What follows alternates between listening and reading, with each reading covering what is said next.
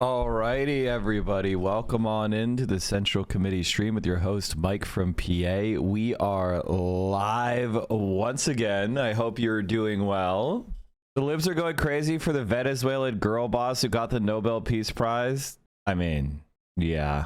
Yeah, it was it's a pretty silly prize. It's one of those things where it just makes you scoff. It's like an Obama prize. It was just like, he didn't do anything.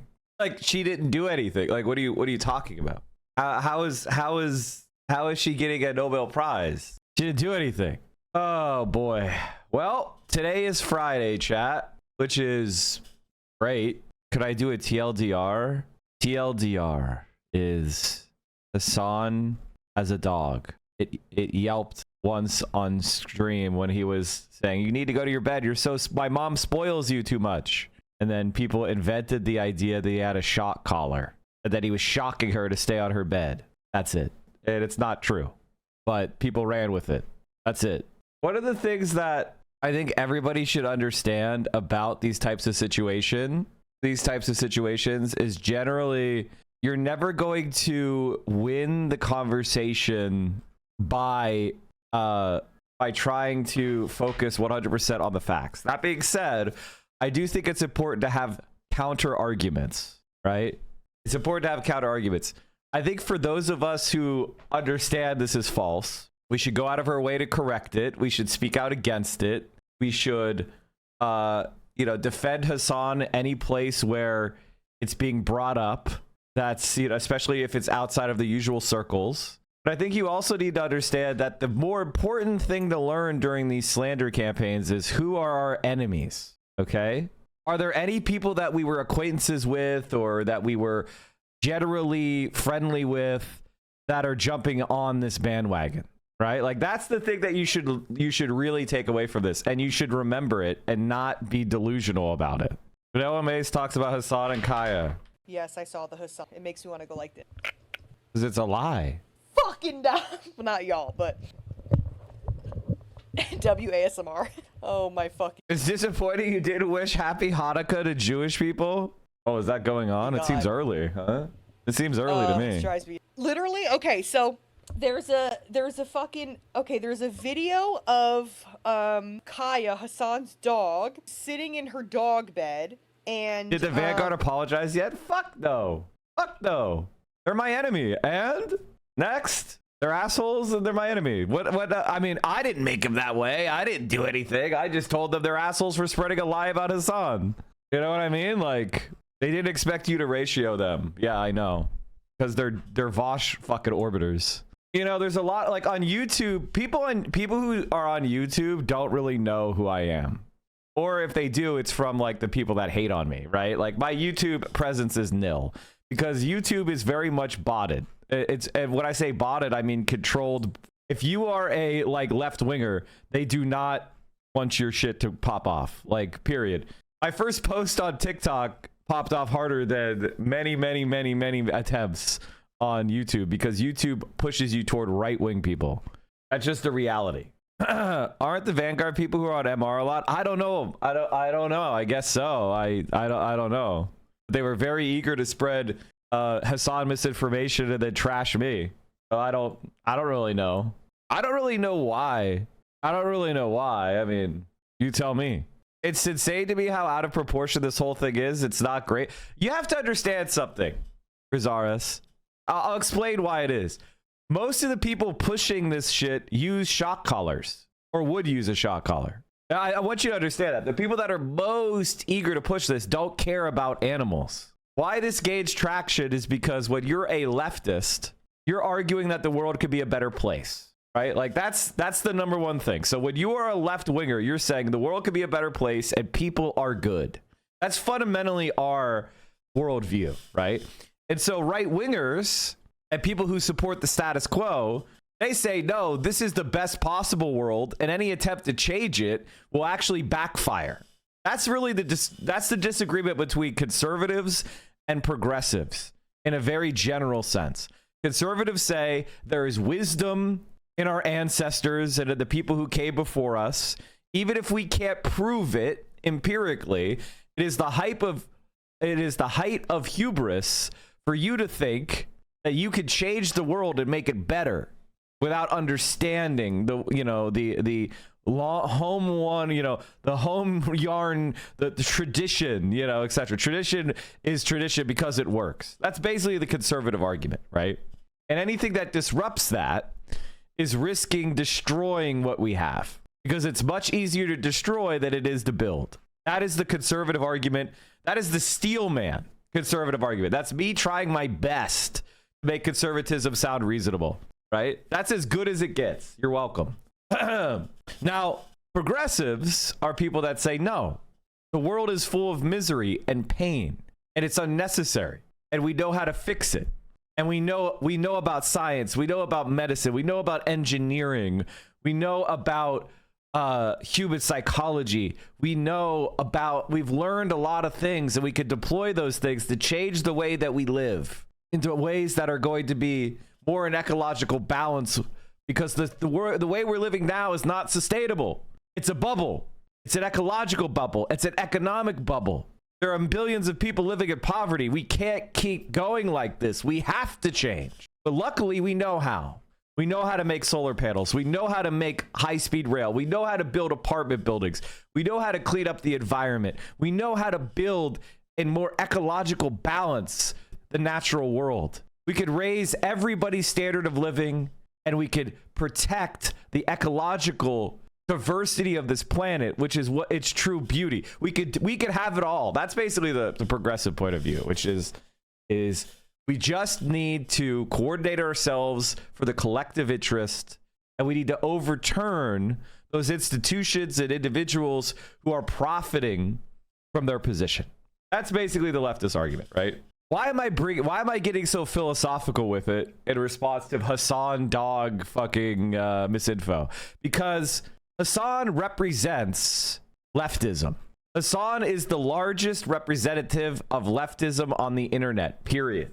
And for years and years and years, people have been trying to find something to prove that he doesn't mean what he says, that he's not really fighting for a better world, that you can't believe him when he tells you that we could fix these problems. And for a lot of people who are cowardly, for a lot of people who are beneficiaries of the status quo, for a lot of people who understand that what we say is true, but it's going to be a struggle and they don't want to fight.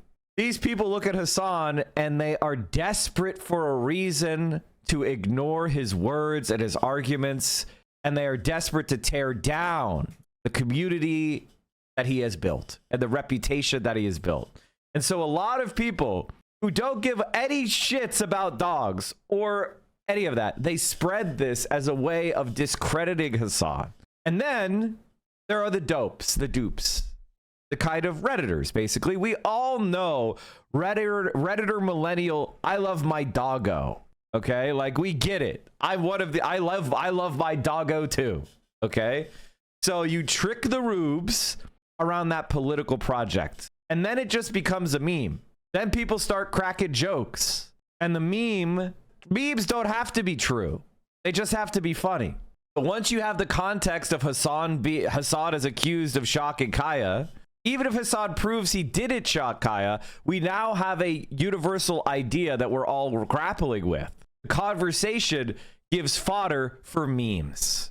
So now you could do memes about funny memes of any kind of electricity thing happening.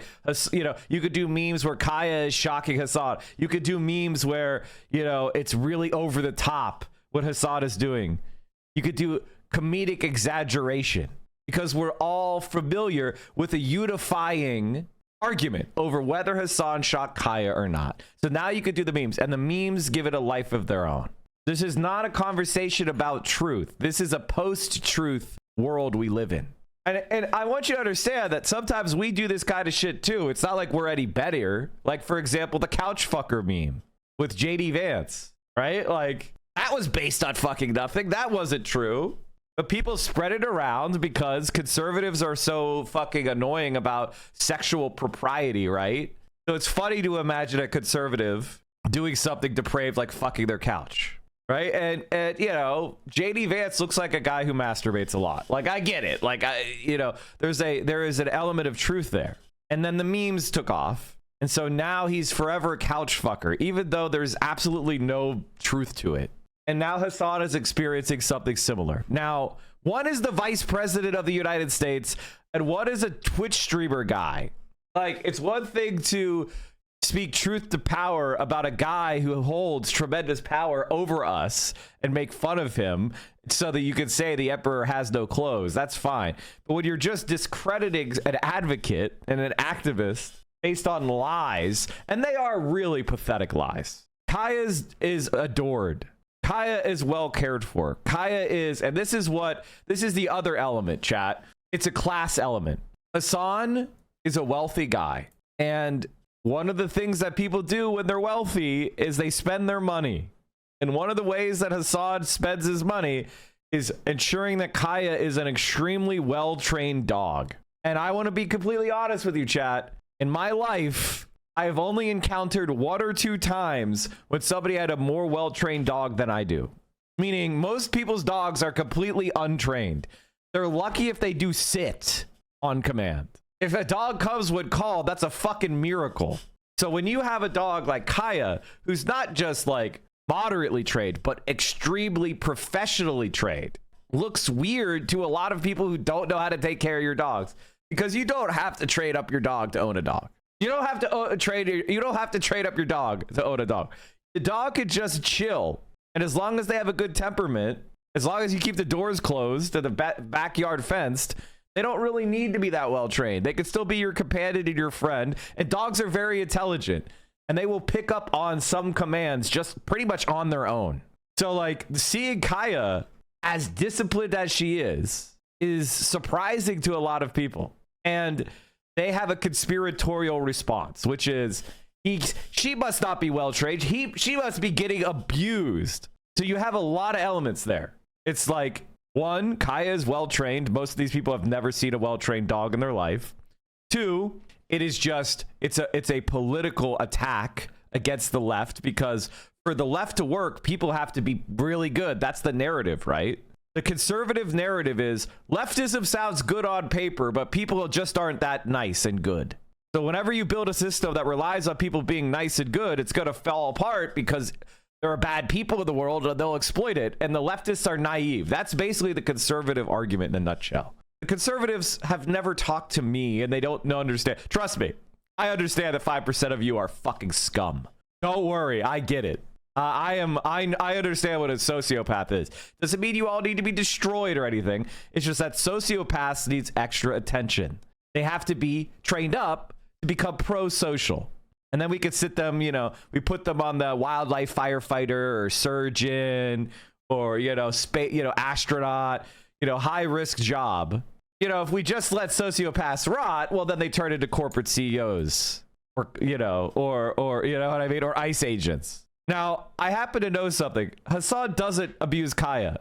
So this scandal is just going to eventually run out of steam. But it's going to be like any other of Hassan's scandals. The internet is absolutely fuming right now from a Twitch stream that went on from a creator named Hassan Piker for allegedly abusing his dog live while on his stream. Now, of course, I thought who better to look at this situation, clear the air, and explain to you guys exactly what's going on. I'm a professional dog trainer. I work with behavioral cases, and I've been doing this now for... fuck you. You're an expert. Who gives a shit about experts? You fucking lefties are constantly trying to talk about experts. You fucking experts. Ew. I could see that it's a dog chalk, but it's like, but you can't see anything. Over a decade. The guy I'm suing is trying to get on it. Yes, it's the anti-Hassan. That's because I want you to understand this, chat. YouTube is primed for anti-leftist slop channels. That is an algorithmic decision made by YouTube at the highest levels. You don't get the same type of content on Twitch. You don't get the same. I mean, you do, but it's so much less popular. You don't get the same kind of content. They have to bot the fuck out of it. You don't see that same kind of content really pop off on TikTok as much. Like, that shit is so much less popular on other sites. YouTube wants right-wing slop. Period. Let's see if Hassan Piker did the right thing, and maybe he should be held accountable, or maybe the internet is wrong about this. There is absolutely no way a professional dog trainer is going to call this abuse. Even if you put it in the light most unfavorable to Hassan, no professional dog trainer will call this abuse. Period. Because I would bet you there is a lively debate about vibration collars, the small shocks, invisible fences, things like that. They don't think that shit's abuse at all. They think abuse is hitting a dog. They think abuse is screaming at a dog. They think abuse is like actually harming dogs. Like, they're not going to call any of this, like, no professional dog trainer is going to look at that and call that abuse. The only type of person that would look at that and think it was abusive is somebody who's on Reddit, who's doing doggo. Doggo is more important than human. That kind of Reddit poster. There's like no professional dog trainer is going to look at that and think it's abuse. And I can tell you, she doesn't have a shock collar. She doesn't. Don't you? Why would you get mad? And this is a question I have to ask people. Why would you get mad at people who know Kaya and Hassan telling you it's not a shock collar? Unless you're a liar. Let's go into this. I'm going to react to this right now. My team sent me this. I know nothing about this guy. I know nothing about his dog. All I know a lot about is dog training, dog behavior. Let's get into it. His dog's behind him on a cot. She's like a chow mix. He can see her getting off here. He's annoyed. Oh, but you stop. Okay. Corrected her. She yelped. She went right back into a down. He's upset, obviously. He's being a baby. She's being a baby, I think, he or she. So yeah, stress is so incredibly spoiled from my, and she needs to literally have the same structured, regimented. Okay, I agree with everything he's saying. We're gonna get into all of this. I agree with everything he's saying. So this guy thinks she does have a shock collar. This guy is like, oh, maybe she does have a shock. Like, this guy's assuming she has a shock collar. He's assuming the worst. The thing that's not even true. This guy is assuming it's true, and he's going, no, this isn't even abuse. So this dog trainer is saying, even in the case that there is a shock collar, which none of us have said, because she doesn't have one. This is very interesting, especially for people who don't know anything about dogs, who don't know anything about dog training. And if this guy's on the line of losing his career or being banned from Twitch, this is very, very serious. So from a dog training standpoint, and I'll give you guys context as well. I used to be an animal control officer. And so I used to literally go to court for the state of New York. You know what really pisses me off? You know what really frustrates me about these fucking frauds? Is like, it's one thing to spread lies about Hassan. It's one thing to spread this crap about Hassan to hate on him, but there are so many dogs that are destroyed every single day.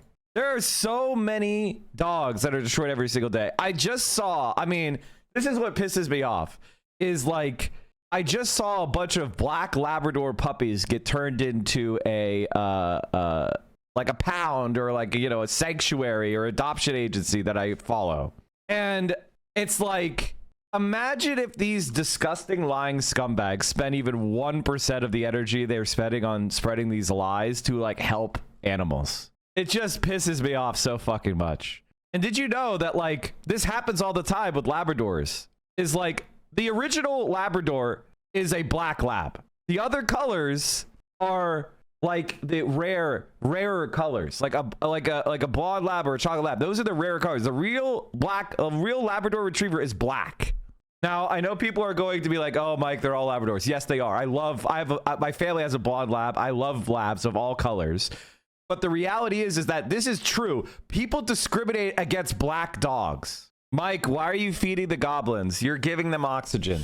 Did you see that the Nobel Peace Prize was awarded to a far-right coup attempt who's been a fascist stooge for the West since the first Bush admin? She's literally been incited arson out of medical facilities and lynchings against black Venezuela. She supports the sanctions regimes. She's called for the U.S. and Israel to military intervene to overthrow her own government. The Nobel Prize is obviously quite tainted from Kissinger Obama, but seriously, it's crazy. Yes, I know. It's the Nobel War Prize now. And Romeo was a black lab, probably with a bully breed. And I adopted him. And he was my favorite dog. And you have these situations where Kaya herself is a mixed breed animal. To determine whether or not dogs have been abused, they've been neglected, they've been abandoned. So I am a very good person to look at this and actually identify what is actual abuse and what is not. And of course, my experience with dogs, I'll go into what's happening. And so dog gets off the cot. Obviously, he's frustrated because the dog gets off the cot. Now, from what he said at the end of the video, that the dog gets off the cot, goes out and chews on stuff. Again, we have to look at this, right? Okay. Yes, the Yelp, nobody wants to hear inappropriate time correction at that level, right? The correction timing, I should say, actually was perfect. The dog got off, he corrected the dog. The dog said, okay, fine, let's watch it again. Okay, he's assuming that it's real. This guy's assuming that it's real. He's assuming that it's real. And he's like, even if it's real, there's nothing wrong with it. That's what he's saying. He's saying, even if it's real, not only is he saying it's not a problem, he's saying, no, it's good timing.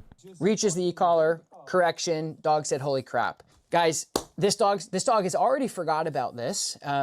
And again, from an animal control perspective, again, we never want to see dogs yelp. But guys, I've put dogs on collars and leashes, and I've been talking to somebody like this, and the dog runs at the end of the leash, and they hit the end of the leash, they go, ah! And they do the same thing. And as a dog trainer, we make mistakes. We're professionals. We're trained with the tools that this gentleman is using, and things happen, right? So abuse is showing up to trailer parks, showing up to houses, showing up to mansions, and seeing dogs fight each other to the death because the owners are afraid to be assertive. Dogs who are putting holes in kids, dogs who are hurting kids because the owners are not holding the dog accountable. That's abuse. Not feeding your dog for weeks at a time, that's abuse. Leaving your dog outside to die is abuse. Neglecting your dog, throwing your dog outside of a car, a moving car. I've seen all these things. I've written reports for all these things. Yes, that would be abuse. So let's look at some of the comments people are saying, responses from the world that I can react to. So the Observer, Uncle Mikey LA, he's lying, those collars have vibrate. So his response, just so you guys know, I'm going to read it to you because it's important. You know, I'm not an investigator, but so he's showing off his collar, and the collar, he's saying, I'm just going to watch it. Okay, let me see. Let me actually, I can tell you exactly if this collar has just a vibrate or not, because I've used several e-collars. They are, again, they're great for dogs who are deaf. They're great for people who want to enjoy their dog completely off leash, but need to get them back when they call them back. They're great for dogs who have a bite history and they want to keep their dog alive instead of euthanizing him because maybe they don't like other dogs and there's nothing else that can really reach them where they're at. Okay, this is the one. This is the one that they saw. Let me see it, buddy. Are you happy? That's it. There's the AirTag. There's the fucking vibrator. It also uses... Let me see it. It also has a flashlight component to it. Let me see it. So this is what I believe is an e-collar technologies e-collar. A good brand of remote collar, when we talk about, you know, again, the spectrum, that has 100 levels. He just used the wrong level. I am not convinced. This dog trader is saying they're woke. By the way, chat, like, obviously, I just leave this aside for a second. Doesn't this feel like a hilarious left-wing cultural victory? Because it is left-wing dog owners who are like, listen, you should never, ever use a shock collar on your dog, ever! That's a far left position, by the way. That's my position, motherfucker. I think positive reinforcement only. You know, that's my position. You motherfuckers don't believe that. You motherfuckers don't believe shit. You think we should beat children in school? What the fuck are you talking about? Suggestion to you is apologize for lying about it. Say you made a mistake. I can understand why you did because of the pressure, but I wouldn't hide. I would double down and say, I did what I did, kiss my ass. I literally... Any trader who thinks it's okay for a dog to be forced into a down for 4.5 hours isn't a good enough trader to keep on my follow list? What? He doesn't do that. He doesn't do that. Keep in mind, stuff also happens off stream. The dog in question before and after streams is taken on walks to parks, is also off-leash trained. It appears very healthy. This is demonstrated later in the response video, though I do think he lied mostly because the type of audience will complain about anything. That type of audience will... Hopefully he stops zapping the dog. These guys are just out there defending their own use of e-collars. So in other words, every professional dog trader, no matter if they're right wing or if they're left wing, is all in on a conspiracy to cover up for Hassan. Will you be commenting on his personality? Wait, I thought it was about whether he's abusing the dog or not. Oh, it's not the collar I have a problem with. Moving the goalposts. Amazing shit. Okay, I'm not going to stick on the Hassan shit too long, because there's actually important stories happening. But like, what I'm more interested in is the meta conversation, which is like, again, you need to understand something, and I want you to learn something. Parasocialism exists. If you're gonna, and there's a lot of people out there who think that, oh, the solution to parasocialism is we're gonna tear down everybody on the left. Whoever gets a following of people that like them, we're gonna tear them down. That's the solution to parasocialism. No, it's not. The solution is creating healthy democratic accountability.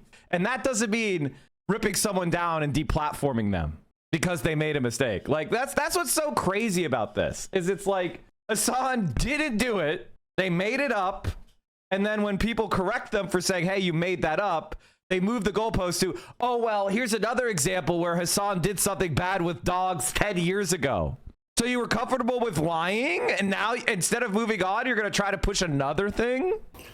There was an allegation a couple of days ago against Hassan Piker, the Twitch streamer, that he was abusing his dog. I think her name is Kaya, and making Kaya wear a shock collar. He debunked that. He showed the collar that she wears. It's not a shock collar, but not before hordes of people came after him for abusing his dog. So, by the way, the idea that he used a shock collar at Kaya has zero evidence. No one has ever shown him using a collar on Kaya with a prong. There is no evidence for it. There's no evidence for it. So where did the idea that he used a shock collar come from? It's made up. And the videos about that I saw on this app all came from people on the left. Every one of them. Every one of them came from people on the left. And I saw a couple from people who were part of that organization Chorus, run by Brian Tyler Cohen. David Pakman was in there, funded by a dark money billionaire.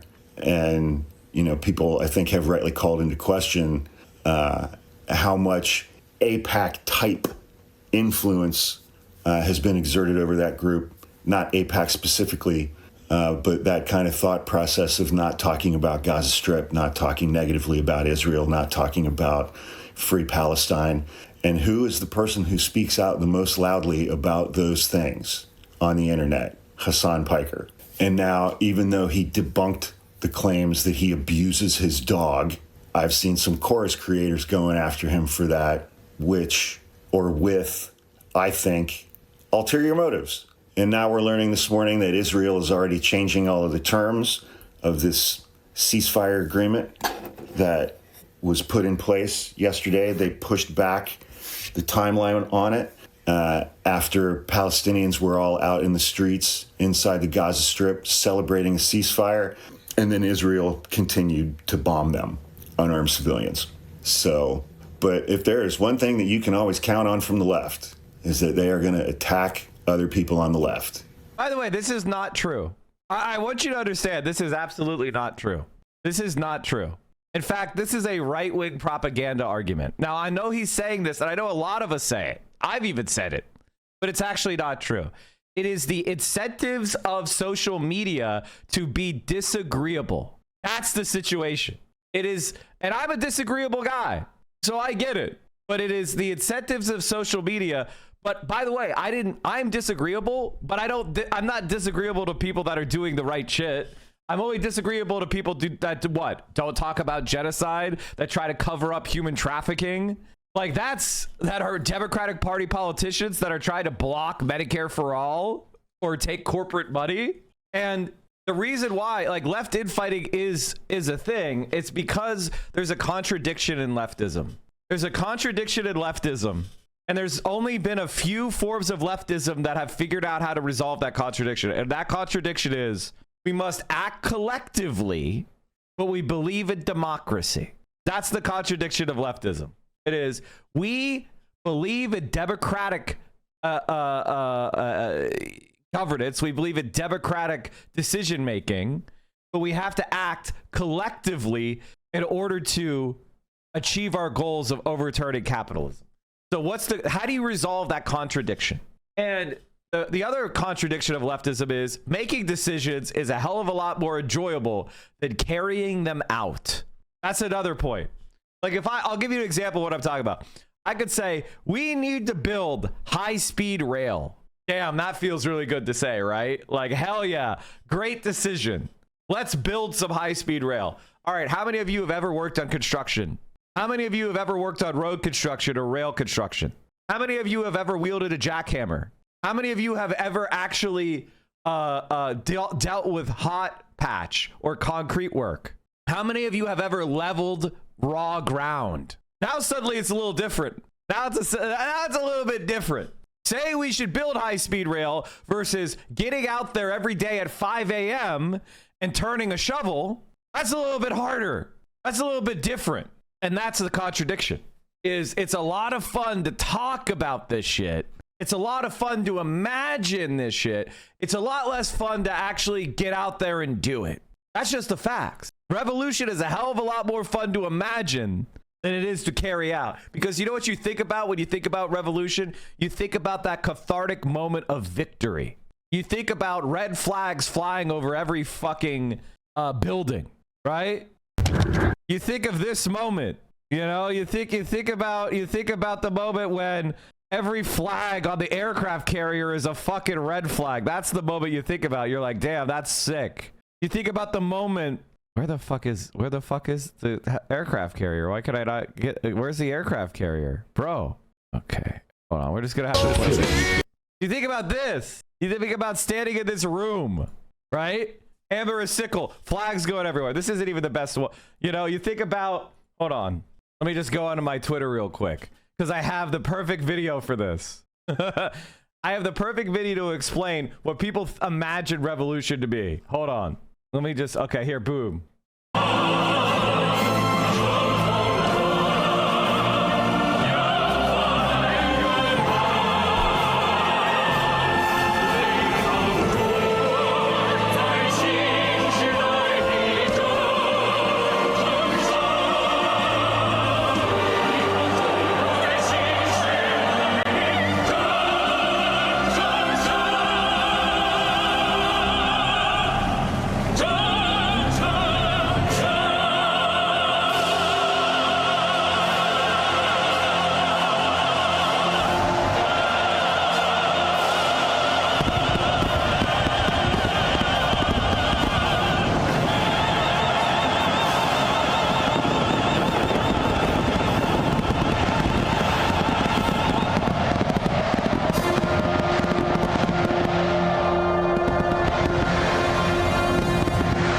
This is not what revolution is like. This is 100 years after you win.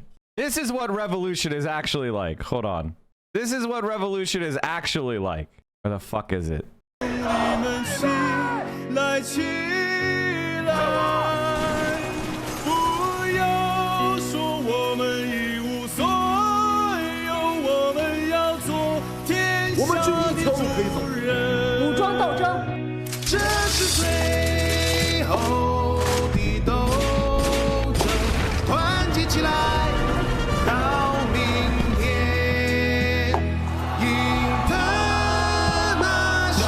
This part. This is you don't get to see this part. You haven't earned this part. This is the part you're on. This is the part you're on. This is the part you're on.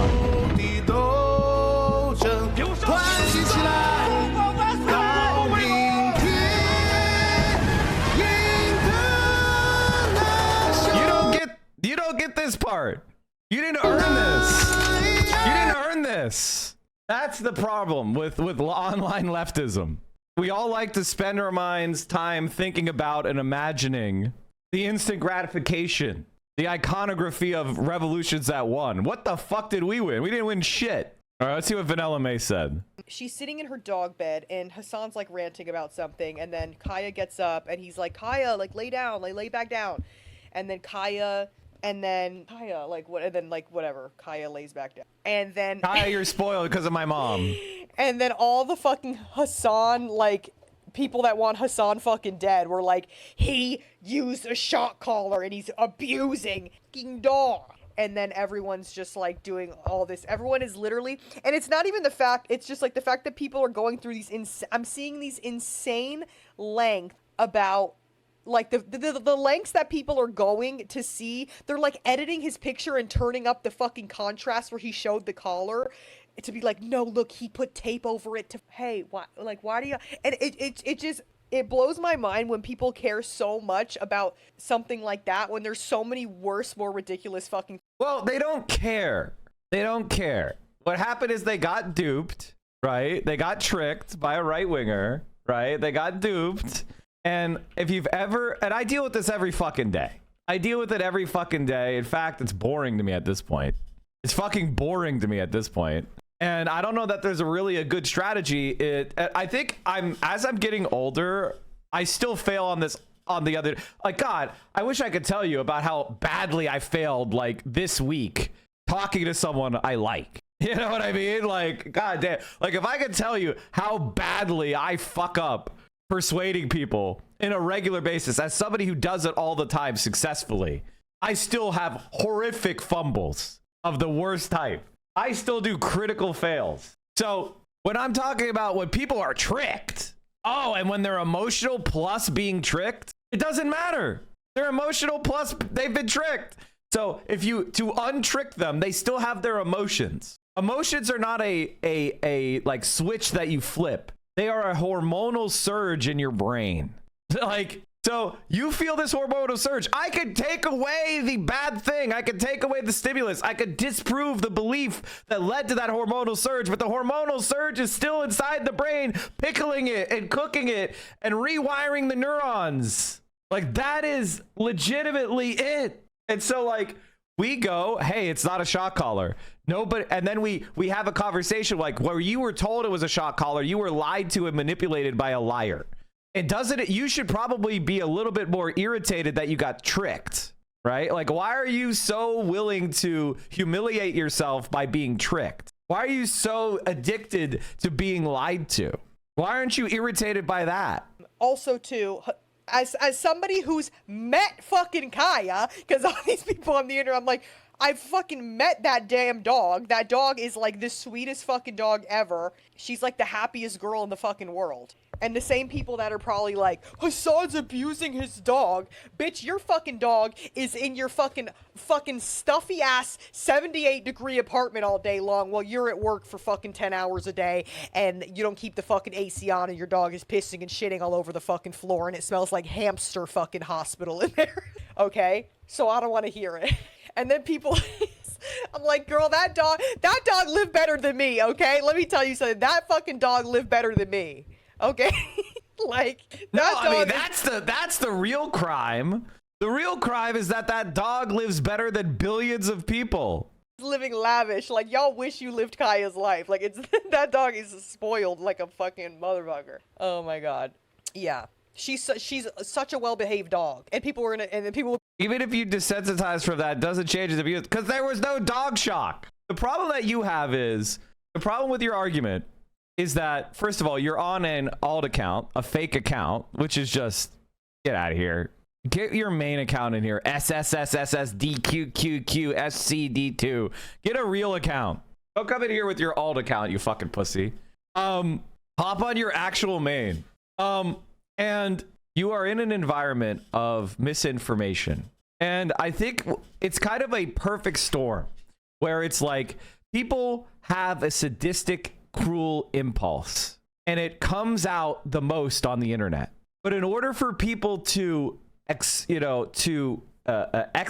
that impulse, they have to feel like the target is bad, right? Like, I think even people that are pretty unintelligent, when they're abusing other people for no reason, they feel a little bit of remorse. They feel bad about it. So in order for them to get over their remorse, they need to, identify the target as a bad person. So that's really what's happening. What's happening is people want to have a target to exercise their sadistic impulses, and they need that target to be bad. And then when they have given themselves the permission to go after somebody and lie about someone or attack someone, because in their mind they're a bad person, if you come along after they've done it and say, actually, you're wrong, that person's a good person, they're not guilty of what you accuse them of, now suddenly they're the bad person. They're the person who attacked an innocent person. So you're not just disproving the wrong thing, You're actually converting them into the bad. They're actually a provably bad person. They went out of their way to attack someone who was innocent based on a pathetic lie on something they don't really care about. We did it, Reddit. And now the bad person is actually them. So you're not really arguing against whatever argument they're making. You're really trying to convince someone that they're a bad person. Good fucking luck.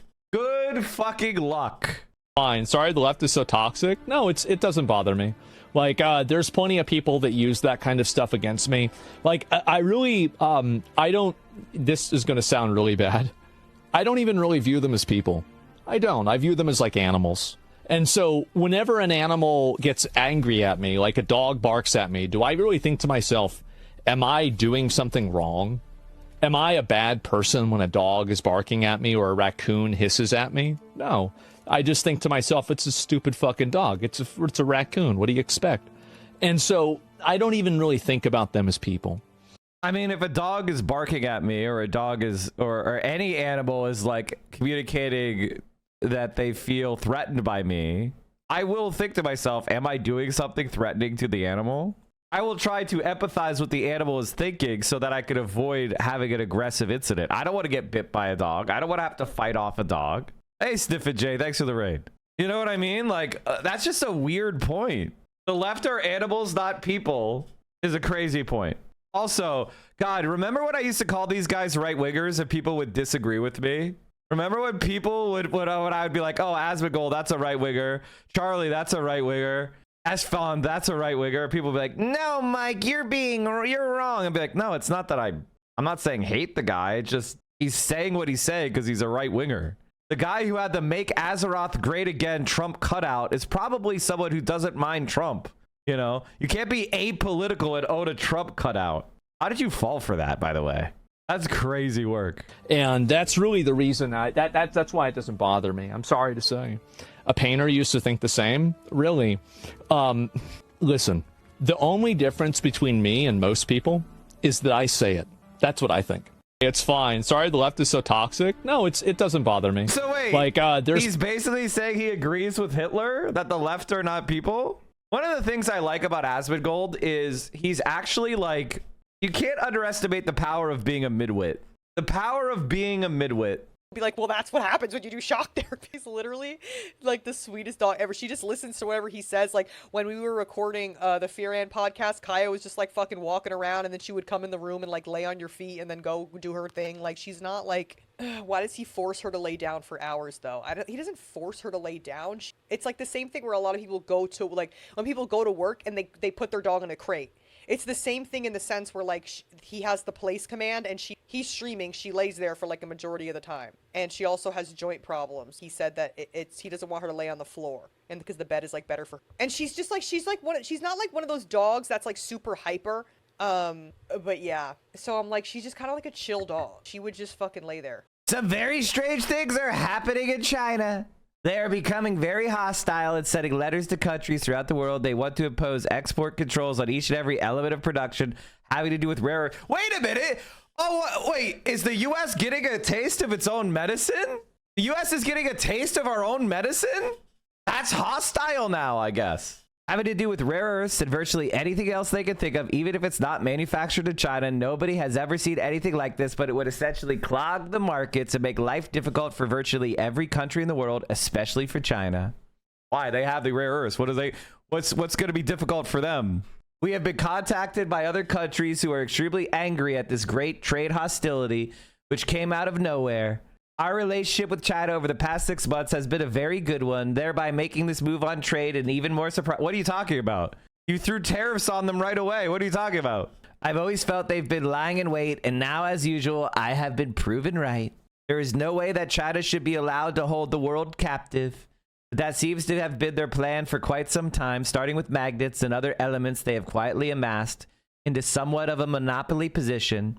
A rather sinister and hostile move, to say the least. What about America sanctioning Cuba and Venezuela? What's going on there?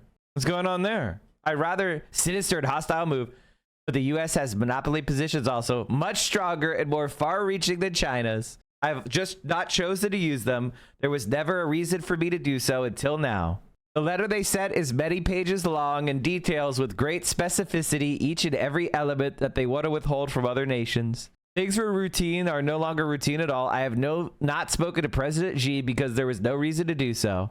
This was a real surprise, not only to me, but to all leaders of the free world. I was to meet President Xi in 2 weeks at APEC in South Korea, but now there seems to be no reason to do so. The Chinese letters were especially inappropriate, and that this was the day that, after 3,000 years of bedlam and fighting, there is peace in the Middle East. I wonder if that timing was coincidental. Depending on what China says about the hostile order they have just put out, I will be forced, as President of the United States of America, to financially counter their move. For every element they have been able to monopolize, we have too. I never thought it would come to this, but perhaps, as with all things, the time has come. Although, ultimately, though potentially painful, it would be a very good thing in the end for the USA. One of the policies that we are calculating at this moment is a massive increase of tariffs on Chinese products coming into the United States of America.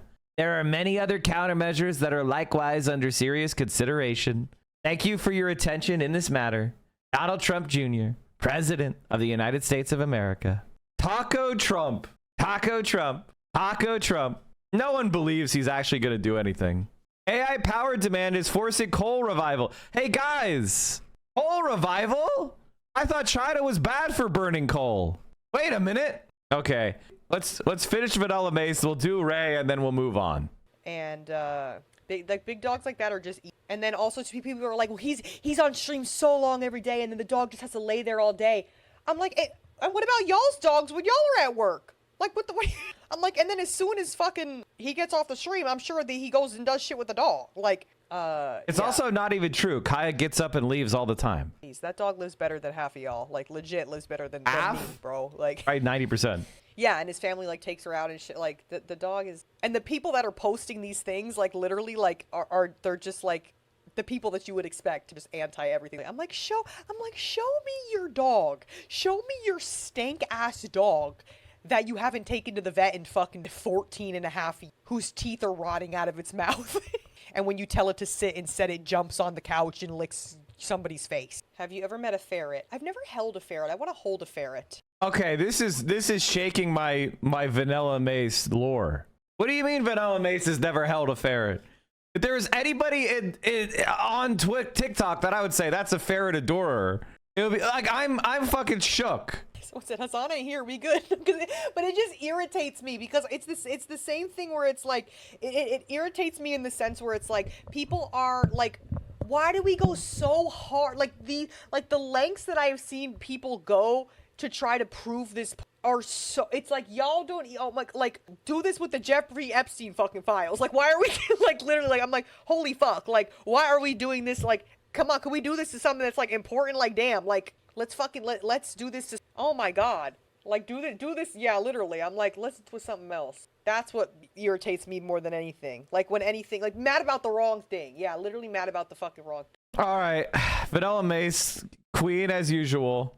And by the way, Vanilla Mace speaks out and she doesn't act like, you know, she's like, one of the things that I've kind of noticed is like, I don't mean this as any kind of shade on anyone. I'm just speaking for myself. I feel like if you don't have a kind of constant sense that you're pushing back against right wingers in America in 2025, you shouldn't complain.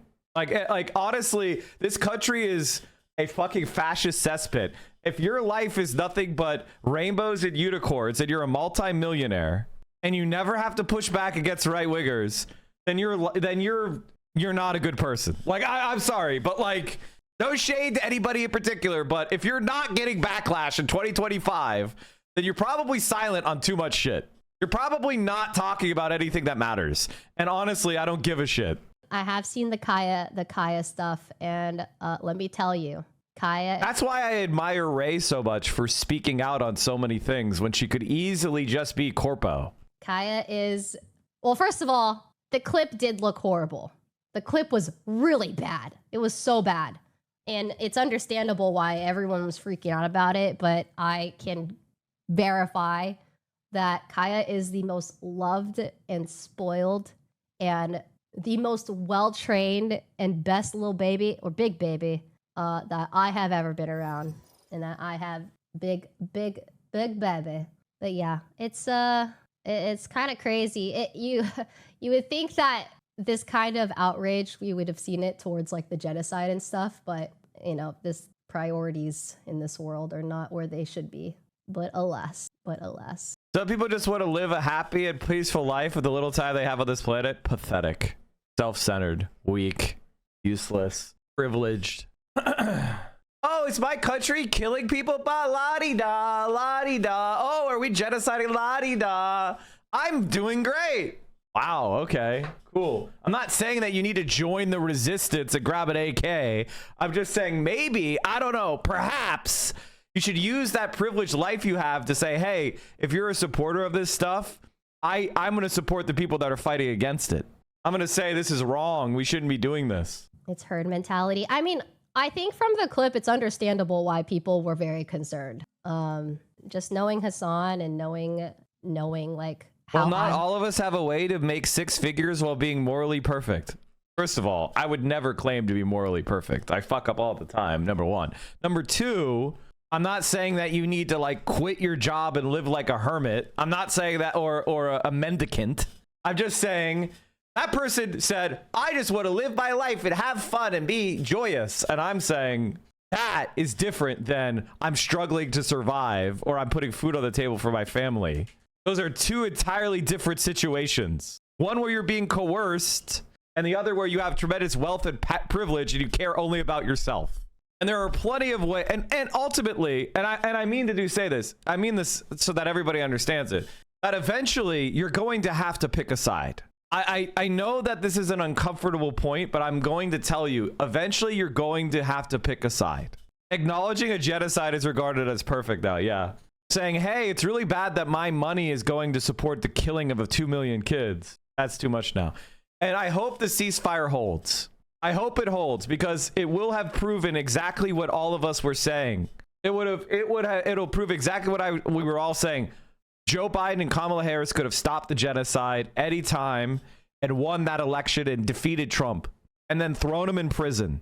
But they decided they would rather stand up against the left. And they were going to use the fascist Zionist lobby to do it.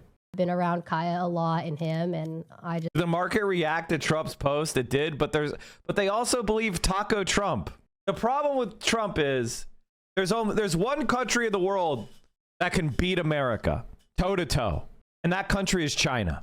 And right now, China is going exponential in their power. And if we wait 3, 4, 5 more years, we will not be able to fight China at all, conventionally or otherwise. Everybody knows it. China is making relationships with countries in Africa. If China is allowed to develop Africa for a decade, they're going to have new allies that are bigger and more powerful than Europe. This is something that I think a lot of people don't understand.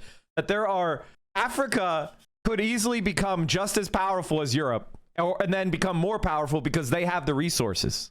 Like I think a lot of white people and Westerners look out on the world and they think that Africa is going to remain poor. Latin America is going to remain relatively poor for the rest of time. That's not true.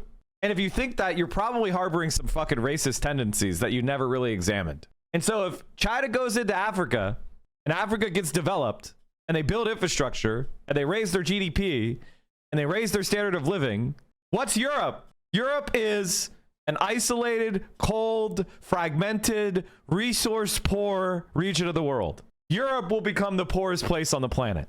If we're talking about reality, and that reality is something that a lot of Westerners don't want to deal with, but I will tell you that is the plan.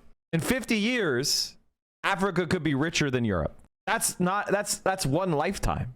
China built itself from one of the poorest countries in the world to a world superpower with the largest economy, bigger than the US economy by $10 trillion. You understand that China, GDP, PPP, China is the biggest country in the world? Biggest economy? It's not even close. $40 trillion economy. The US is 30 trillion. That's where it already is. I want you to understand this is an underestimation because China, because they're MLs, they undervalue things like services. They undervalue things like the illicit economy. Also, they don't have as much of an illicit economy in China as they do in the US. There's a lot more prostitution and drug dealing in the US than there is in China. But we count that as part of our GDP. They don't. And when you compare quality of services, China provides higher quality services. I mean, it's beyond Jover. Look at the difference in 20 years. This is the same place.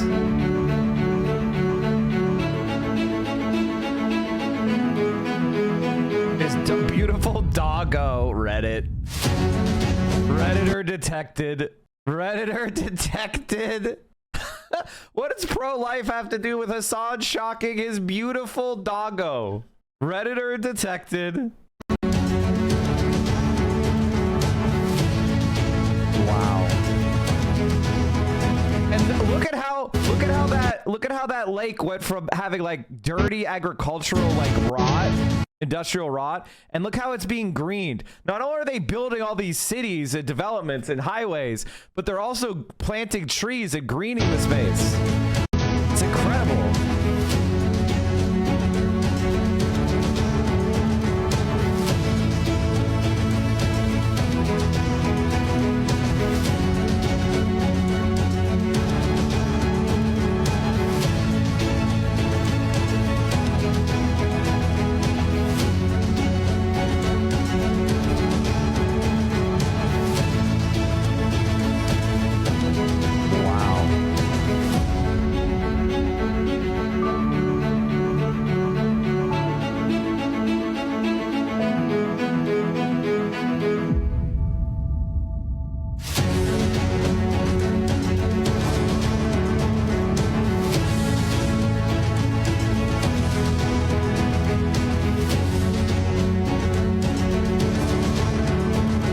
Know that since the Communist Party took over China, they've built 400 new cities. 400! It's like Sim City over there.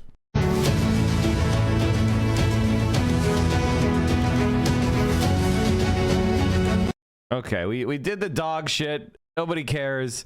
Nobody actually cares. It's not really a fight about Hassan abusing the dog. It is right-wingers abusing our love for animals in order to damage Hassan's reputation with non-politically engaged people.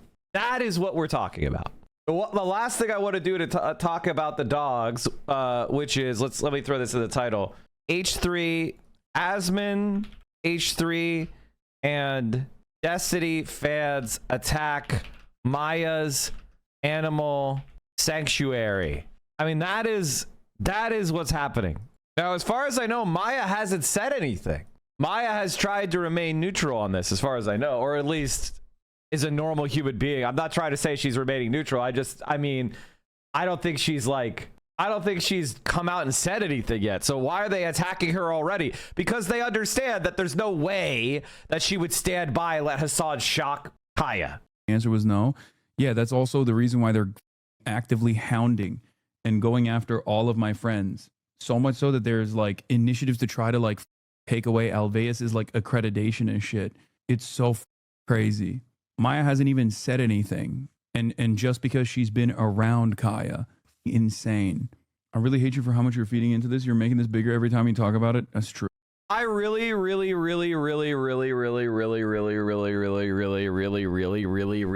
need you guys, like, and I need you to start checking people who say stuff like this. I don't care if they are a mod in the Discord. If somebody's like, Mike shouldn't be talking about this because it's giving it oxygen.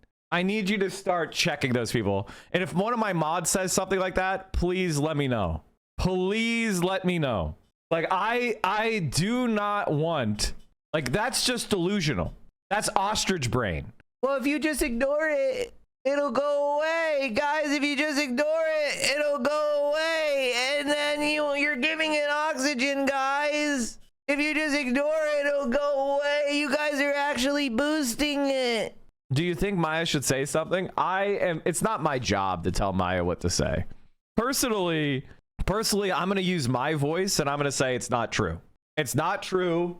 Kaya is probably the best cared for dog I know of. Hassan tried ignoring sex custody for 5 years. It doesn't work. Yeah, these guys are... Where do you think this comes from? Where the fuck do you think this comes from? This shit comes from Destiny's community. You guys are fucking delusional. Honestly, Hassan should go on the attack on Destiny until he's in fucking prison. That's my opinion. My opinion is we should be paying for PR firms to get him prosecuted for revenge porn and child fucking pornography. And we should be going after the prosecutors in Miami who have not brought a case against Destiny for fucking sex crimes. It should be a serious effort until this guy's behind fucking bars. Unfortunately, somebody has convinced us that we're powerless. We're not fucking powerless. It's disgusting. Is anyone covering the ties between the Nobel Peace winner and Israel? Oh, God. Don't worry. I'll get into it. I was in a 50 viewer Hearthstone stream last night and some dude came in trying to bring up the drama. It's nutty. I know. And the problem is that, again, it's like this. Destiny was able to take over live stream fails. Everybody put their head in the sand and didn't say anything about it. Destiny's committing sex crimes. People put their head in the sands, didn't do anything. Destiny called for my death. He called for Hassan's death. He called for the murder of children. He called for genocide. It was just all allowed. People going, oh, don't talk about it. It's drama. And here we go again. Here we fucking go again. And it's like, what are you gonna do? They just spread lies. They you know how many times they try to spread lies about me and they all fail? Hundreds of times a year they come up with some lie, and one out of 1,000 hits, and then I end up with a day ban or something. I got a 7-day ban like a couple months ago from an 11-month-old clip taken out of context. Like, they just spread fucking lies nonstop until one finally hits. Has Charlie ever talked about Destiny sex crimes? No, he doesn't care about that. It's not going viral on LSF. Disgusting. All right. And stocks are starting to dip quite a bit. Uh-oh. Stock Dow drops 500 points as sell-off intensifies after Trump's critical comments about China. Crazy considering Destiny we have proof, but Hassan is all speculation. Yeah, exactly. But the thing is, what we have proof about Destiny is a serious crime. What we have speculation about Hassan isn't even criminal. So it doesn't rise to the level of where you could definitely sue. Say, for example, that you wanted to sue Moist Critical, right? You're going to sue Moist Critical because he said you used a shock collar on your dog? How do you... That's... Okay, he accused you of doing something he disagreed with. Is it even a crime?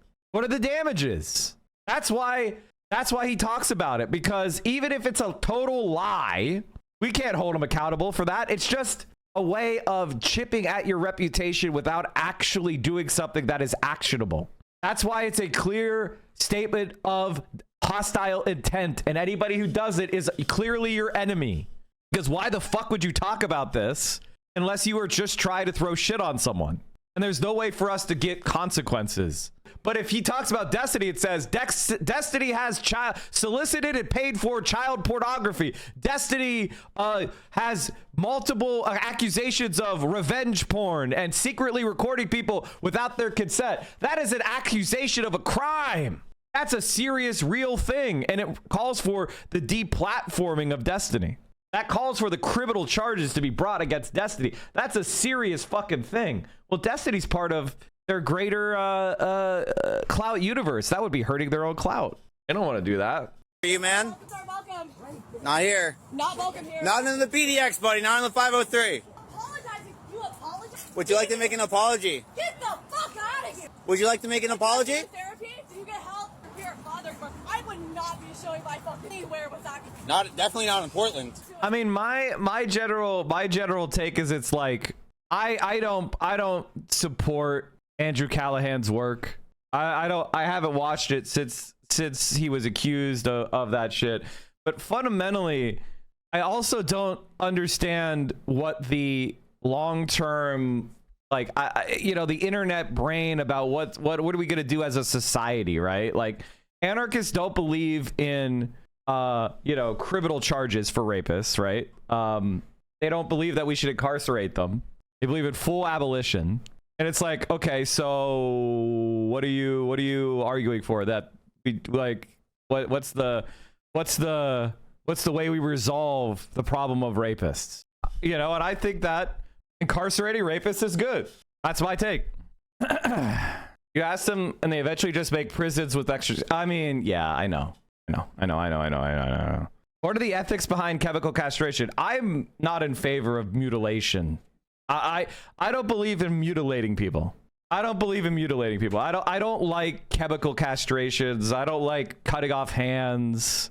I just banish them is the same thing as killing them. Human beings, banishment is killing. You're just making them nature do it for you. Don't we castrate our pets? Bro doesn't understand the difference between animal control and physically invading someone's bodily autonomy to permanently mutilate them. Okay. All right, let's talk about stocks or something instead. Mike, did you hear the story about the Minnesota postal worker who was pronounced brain dead after police officers and jail staff ignored clear signs he was suffering from a massive stroke? They were caught on body cam saying it would be a waste of time to test him for drugs. I do think the debate is more about do rapists get a second chance in greater society? Yes, that is a difficult question to answer. It's not an easy question to answer. I think in general, that is such a, it depends on what you mean, you know, like rapist, we often think of the most extreme violent form of it. And there's a continuum of aggressions and violence in all crimes.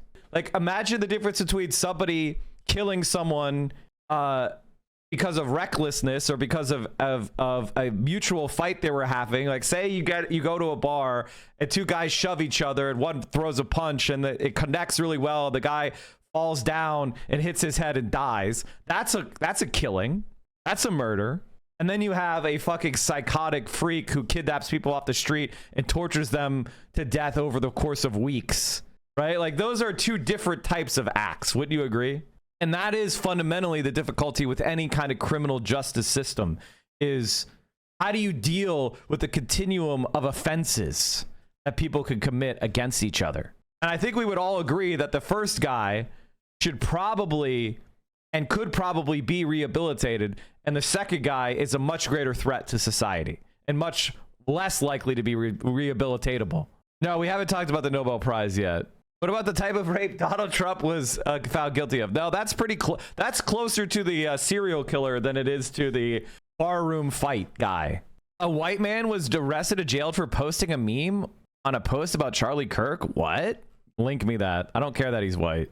Destiny said all the pedophilia in the world stuff doesn't change the fact that Hassan is a dog abuser. SMH. This is amazing because Destiny is admitting to being a pedophile, but Hassan does not abuse Kaya. 2 women accused documentary filmmaker Andrew Callahan of rape, sexual assault. Like this is serious shit, man. Really serious shit. It's why even when he I just haven't watched any of his content, I don't think, since this time. Unless I did. Did I? I don't think I have. Tennessee man arrested for posting meme threatening violence in Facebook group for Charlie Kirk vigil. What was the post? We have to get over it. What? This isn't a threat. This is free speech. What the fuck? What the fuck? I assume this guy got let out because this was a while ago. What the fuck?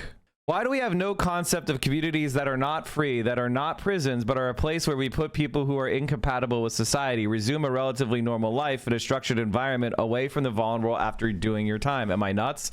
No, it already exists. It's called Norway.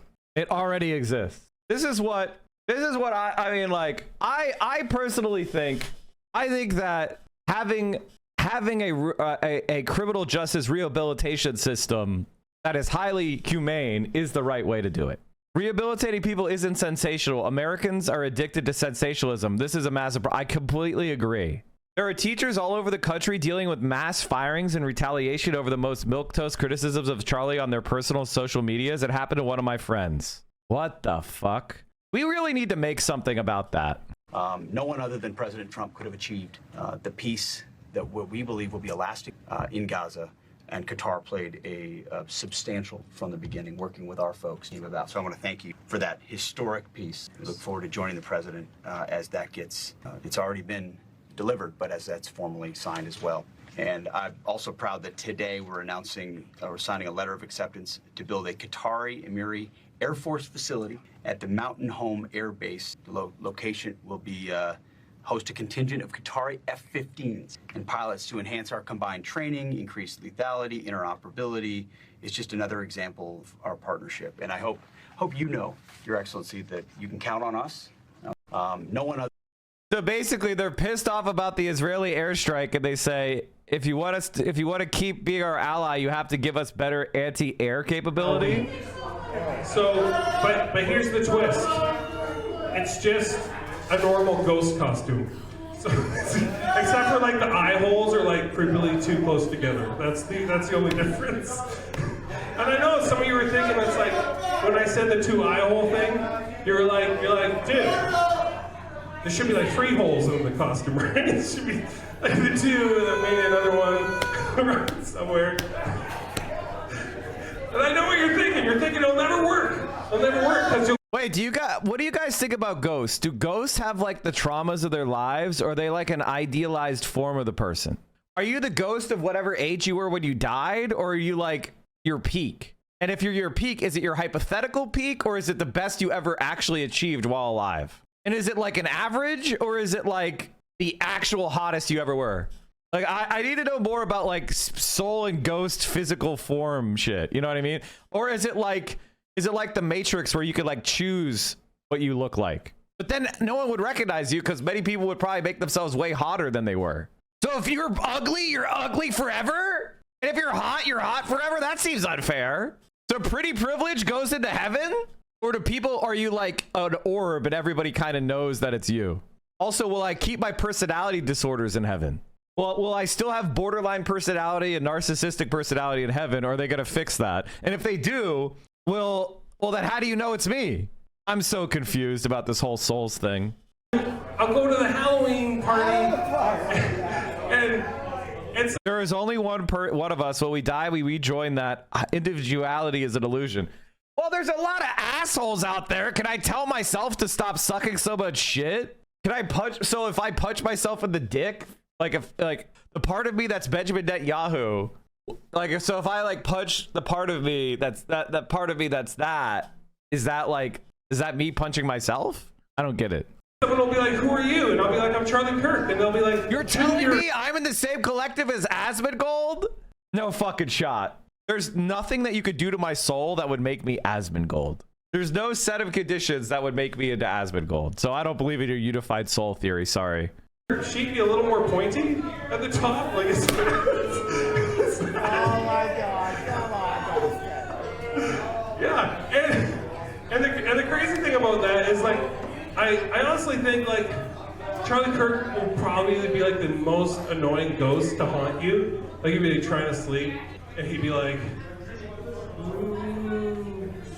define for me what a woman is. You're like, shut up, ghost Charlie Kirk, I'm trying to sleep. And you get the exorcist in, and the exorcist comes out with the crucifix, and he's like, the power of Christ compels you to shit on black people and trans people for some reason.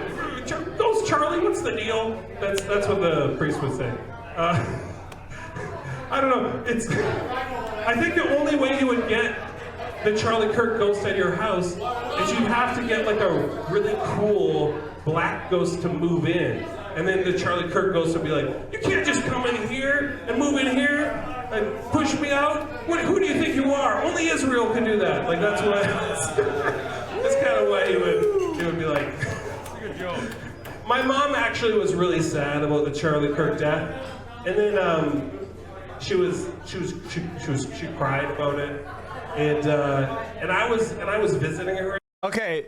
I want to say this guy fucking rules. To just blast this shit, it looks like he's in a fucking like Legion Hall or something, and he's just blasting his jokes right into the face of and by the way, they're not even good heckles. They're just people going, boo, shut up, boo. I do like laughing at triggered hogs though. The VFW, this is Canada, by the way. There's no such thing as Canada. Canada is an illusion. Honestly, the one thing that I did support from Trump is just annexing Canada. I did support that. I'm gonna be honest. I also think like we should just annex Canada. Like it's not a real country. And the reason why I want to annex Canada is because I want you guys to have more power in the country you're a part of. And I don't want you to be one state. I feel like you should get at least 5, 6, 7 states. You're already part of America. We already dictate all your shit. So I want you to have more power in the country you're already a part of. You're already our cuck, basically. And that's why I wanted you to be annexed. It's actually good for you. It's good for me because I'll have more people that agree with me. You know what I mean? Like, you guys will come in here and be like, universal healthcare is good. And I'll be like, see? Exactly. Canadians in the chat. It's very funny. Nationalism is hilarious, bro. Being nationalistic for a cucked settler colonial society is crazy. Like, no, I'm a proud slayer of native indigenous peoples. But we have a flag with a leaf on it.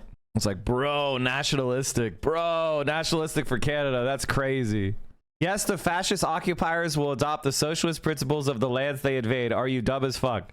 I just want you guys off the sidelines is all. Because right now you're bending over backwards to kiss Trump's ass. And I feel like you would be a little bit angrier at America if we invaded your country and annexed it. I feel like you guys would want to fight back harder. I don't know.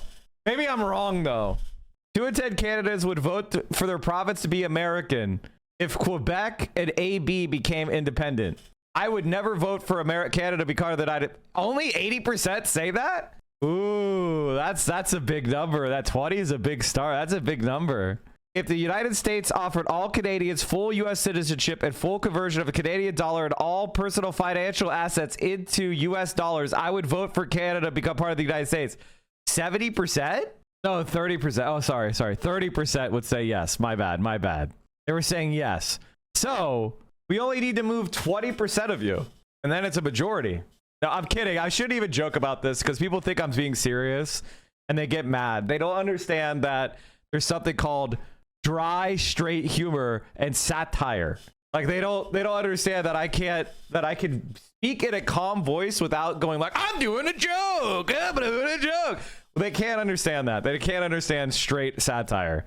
Canada right now. It starts at the US-Canada border near Ontario, the busiest crossing in the world. American tanks roll across the border, aiming for Toronto, Canada's economic hub. The USA uses recent political instability and growing unrest in Canada as an excuse to conduct what they call a peacekeeping mission. But the world knows it's an invasion. The war has begun. Helicopters and troopers land near Vancouver to seize ports critical for trade, while American fighter jets dominate Canadian airspace. Canada attempts to fight back. Soldiers mount a fierce resistance, temporarily stalling the U.S. advance. But the U.S. can't be stopped for long. NATO faces a crisis. Do they support Canada, a member state?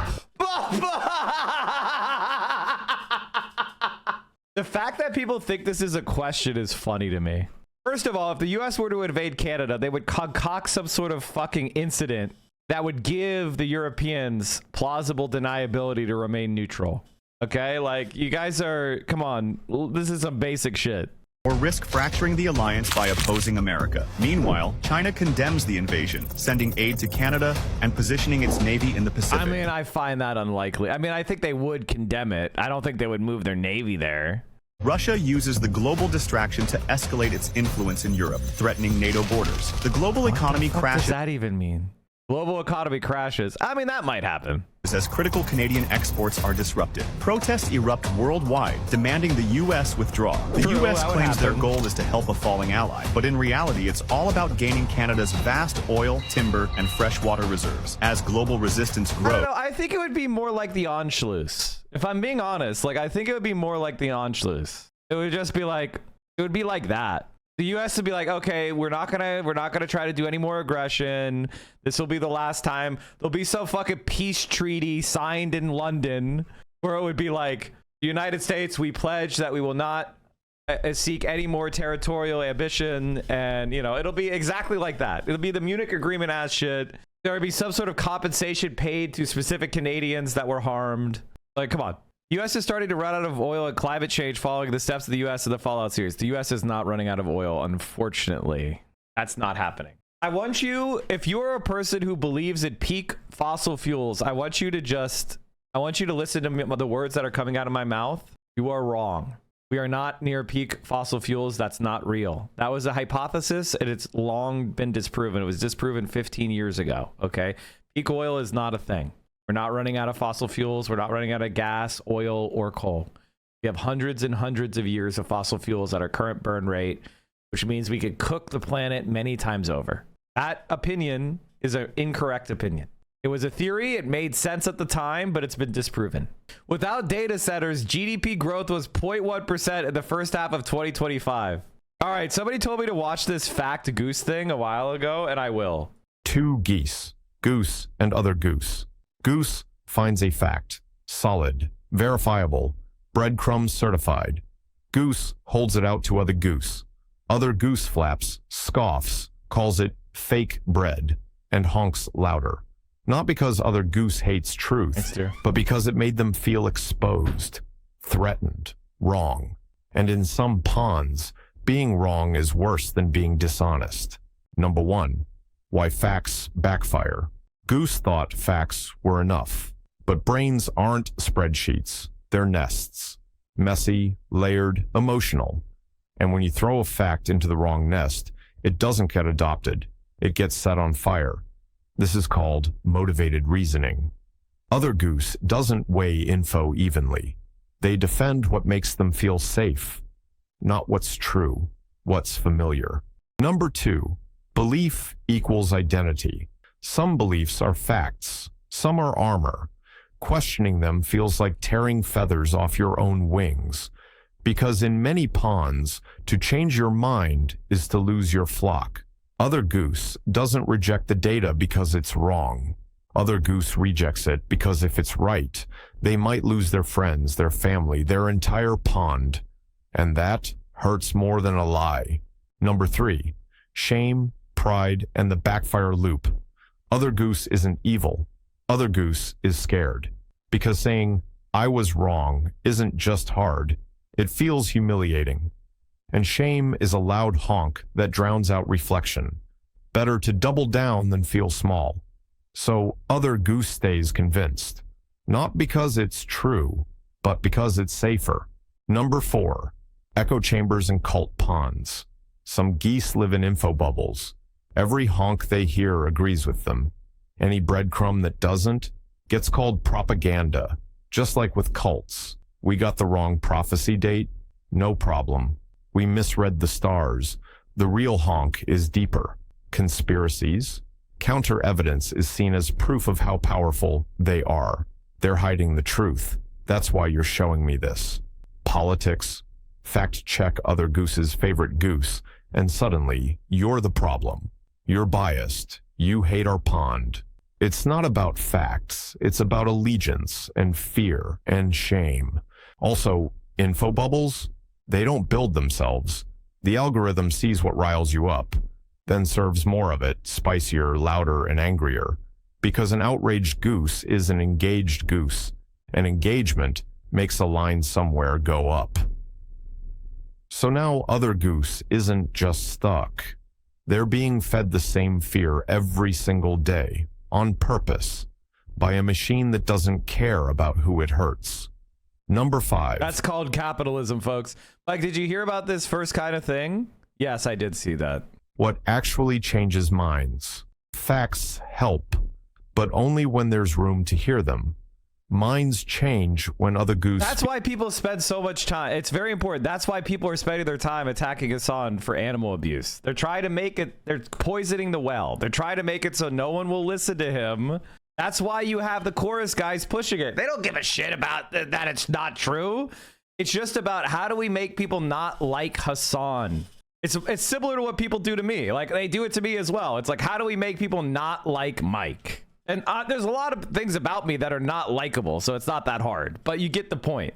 It's about poisoning the well so that facts don't matter. Feels safe enough to be wrong when there's trust, when there's slowness, when questions get asked instead of traps being set.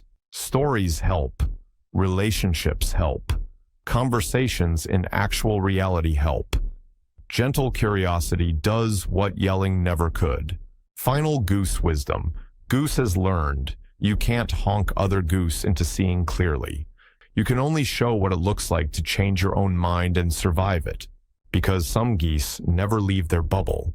Like honk, subscribe, or point. I think I will say this about the end of this is kind of liberal and also wrong as well. Like, I'm sorry, it's not about honking at them. because this is how you get trapped in moving to the right. Because it's like, well, why don't I give them something so I show that I model changing my mind? That's not, you're wrong about this. Maybe that works interpersonally, but that's not how we work at society. Society is about power. And what we need to do is exercise power. And that means there are winners and there are losers. I'm telling you who I want the losers to be. I want the losers to be the rich and the capitalists. And I want the winners to be the worker. Anybody who doesn't have a clear winner and loser when we're talking about material reality is lying. Now, there are things that are win-wins. Not everything is a zero-sum game. But when we're talking about political power, somebody has it and somebody doesn't. That's just how it works. And if you want to win against hate and the right, you don't win by appealing to their better nature. They don't have a lot of practice there. You win by being more powerful. And these people are hierarchical. They conform. And so you want to defeat the conformist hierarchical people, then you need to seize the hierarchy. Out how hypocritical saying that is after all that algorithm talk and tell me to go honk myself. I mean, that's right. And of course he's right. It's easier to fool people than to convince them they've been fooled. Absolutely true. This is incredibly hard. It's incredibly hard. Eric Adams dropped out of the race. Why is he posting? You dropped out of the race. Israeli police confirmed the president is expected to visit Israel on Monday. The Israeli military says the U.S. brokered ceasefire in Gaza is now in effect. Thousands of displaced Palestinians are now making the trek north to Gaza City as the Israeli military pulls out from agreed-upon areas. Israeli military vehicles are on the move, apparently pulling back from some areas. This officially starts the 72-hour clock for Hamas to release the hostages. 47 who were kidnapped in the October 7th, 2023 attacks are still in Gaza. At least 20 are still believed to be alive. In an address to the nation today, to Israel today, the Prime Minister Benjamin Netanyahu implied for the first time that not all the remains of the deceased hostages will return. Let's get right to CNN's Jeremy Diamond with the latest from Tel Aviv, where I know this nation, the entire nation, watching all these events so closely. Jeremy. Absolutely, and we are continuing to see people flock here to Hostage Square in order to, celebrate this moment together of all of these hostages who will be now returning within the next 72 hours.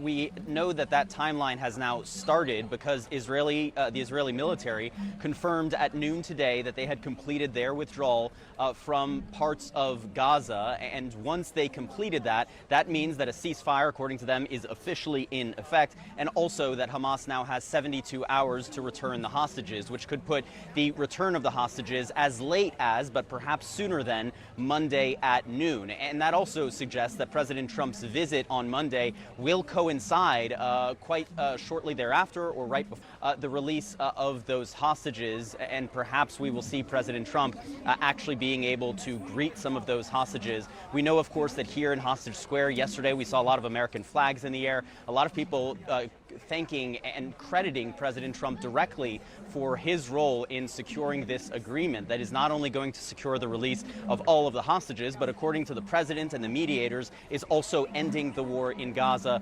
once and for all. We are already beginning to see in Gaza how people are reacting to this, not only the celebrations, but as you mentioned, the thousands of people who are beginning to move along Al-Rashid Street, that coastal road in Gaza, to head back to Gaza City. Of course, before this agreement, we saw hundreds of thousands of people who were forced to be displaced from Gaza City as a result of that Israeli military offensive, and now many of them are starting to return home. But so many more pieces to the puzzle remain in the days ahead. The Prime Minister today suggesting for the first time that some of the bodies of those deceased hostages may not be returned immediately alongside the 20 living hostages. The International Committee of the Red Cross have said that they will be assisting in helping to locate and ultimately recover the bodies of hostages that may be under the rubble in parts of the Gaza Strip.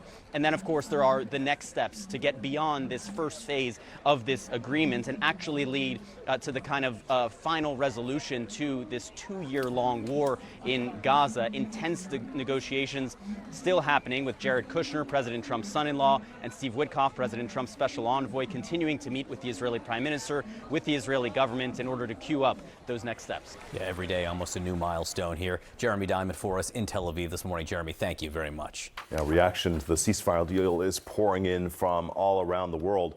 The Latin Patriarch of Jerusalem questions what will happen next with Gaza reduced to rubble after 2 years of war. Here's what he told CNN's Aaron Burnett earlier. I don't have the words about this. All the words cannot represent really what has been for the population of Gaza this period, and also the horror of the deaths that people and so on is a crime, of course. I think crime, a horrific crime, unacceptable and morally unjustifiable.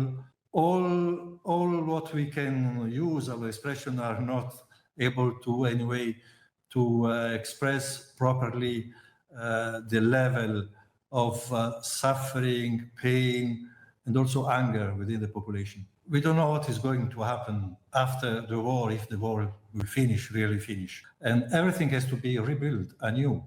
All the infrastructure, houses, schools. Don't forget, this is the third year without schools. So how to talk about future of the children if they, for 3 years without school, hospitals, you said water, everything has to be rebuilt anew. For the first period, they will be totally dependent from the humanitarian support from abroad, from the international society or any other institutions. And the rebuilding will take years. All right, joining me live from Gaza is Tess Ingram, spokesperson for UNICEF, the United Nations Children's Fund. Thank you so much for being here with us. Really appreciate it. So just to start off, if you could, I mean, I know there were still strikes early this morning, so things are still tenuous, but describe to me the feeling on the ground there now that apparently there is this ceasefire that's been agreed to. Yeah, Kim, when the news broke yesterday, there was huge celebration in Gaza, hope that this conflict was over. But then for many people, they returned to the desperation, trying to survive, existing in the wasteland that is the Gaza Strip, trying to get food and water, find shelter. That reality persists for people. So while they're cautiously optimistic, they are enduring suffering, and they are wary about whether this will fully come into place and whether it will be sustained. Because as you said, there were reportedly attacks in Khan Yunis and in Gaza City this morning. Yeah. And we know that when there are attacks in the Gaza Strip, that they kill and injure children. All right. So the efforts to try to alleviate some of that suffering that you're talking about, assuming the ceasefire does hold, when do you think UNICEF teams will actually be able to get back into Gaza and start delivering that much needed aid? Well, we've never left Gaza. We've been here the whole time delivering aid. But our hope is that this ceasefire will allow us to. That's the goal here, because there have been, of course, a near complete blockade that has stopped us from bringing in enough aid. So we need to see all available crossings into the Gaza Strip open so that we can get hundreds of trucks worth of aid in every day. UNICEF has more than 1,300 trucks pre-positioned outside the Gaza, ready to come in with nutrition supplies, medical supplies, other life-saving care for kids. It's so weird how this is they act like it's an earthquake or something. They act like it's an earthquake. They act like a natural disaster has blocked the streets or something. But if you went on there and said Israel puts their guns on UNICEF to prevent them from feeding Gazan children, that would be considered propagandistic, but it's actually a description of the truth. What is this news about a Qatar Air Force facility in Idaho? We're going to talk about it later. But yes, the U.S. is going to train Qatar F-15 pilots. So we hope that the ceasefire will come into force today and that we will see that scaling up of aid in the coming days. You talked about some of the things on that you're hoping to deliver. I mean, what is at the very top of your list, and what do you and your team sort of need to tackle first? Nutrition is at the very top of our list. Of course, a famine has been confirmed in Gaza City, so we're really trying to bring in more nutrition supplies and make sure that they get to the children and the families who so desperately need them wherever they are. We're also really intent on making sure that we can repair water systems, because water, of course, goes hand in hand with food. So we're bringing in equipment to provide drinking water for people. We're also bringing in shelter because so many homes have been destroyed here. It's coming into winter, so tarpaulins or tents are really necessary. They're the top 3 on our list, but of course the needs are immense after 2 years of atrocities. So there's also education supplies, mental health kits, and a number of other life-saving pieces of aid coming into Gaza with UNICEF. Yeah, absolutely. We've been hearing that sort of aid trucks that you were talking about that are needed to surge aid are waiting just miles from Gaza for months. I mean, if things do open up, how quickly can that be sort of mobilized and get those supplies to the families who need them the most? That's the $1 million question, Kim, because as you say, we've been waiting months. Why are you posting AI videos of Hassan getting shocked by Kaya using force lightning? This is what I was talking about. You make a lie and then you meme the lie, but the lie is now funny and you keep the lie going. It's part of the cycle of disinformation, unfortunately, is memeing the lie. And then when somebody's like, wow, why are you memeing a lie? They're like, oh, it's just funny, man. I got banned from Hassan's chat because I asked him to condemn gooning. Will you put in a good word to help fix this? Thank you for your attention to this matter. The only thing you could do is apologize. That's all you can do. You can't ask me to fix shit for you because I can't fix shit for myself. So don't ask me. To be fair, Hassan has shared them. Oh no. This one has 193,000 likes. What shoes did they have him wearing? Are these like clown shoes? Like what the fuck is this? A bowling shoe? Like what is he wearing on his foot? Socks? Like red socks? Like what the fuck? Also, why did he carry the mic down? Why is the mic stand attached to his hand? Why is AI like this? The trucks are pre-positioned in various points around the Gaza Strip, ready to come in. The question I find it absolutely ironic that a man who is part of an anti-fascist movement actively uses censorship against his audience, alienates and villainizes dissenting views, and is now using shock collars for obedience. I guess he is communist in some ways, except none of that's happening. Literally none of that is happening. Also, describing your views is not villainizing you. Describing the consequences of your policies is not villainizing you. Why? Do you think you're a villain? You're supporting genocide and military coups and the destruction of the planet's ecology and invasion and dispossession. Like, do you think learning stories about American history is villainizing? I think you're just a baby. I think you use words and you don't understand the definitions of those words. That makes you a sad individual.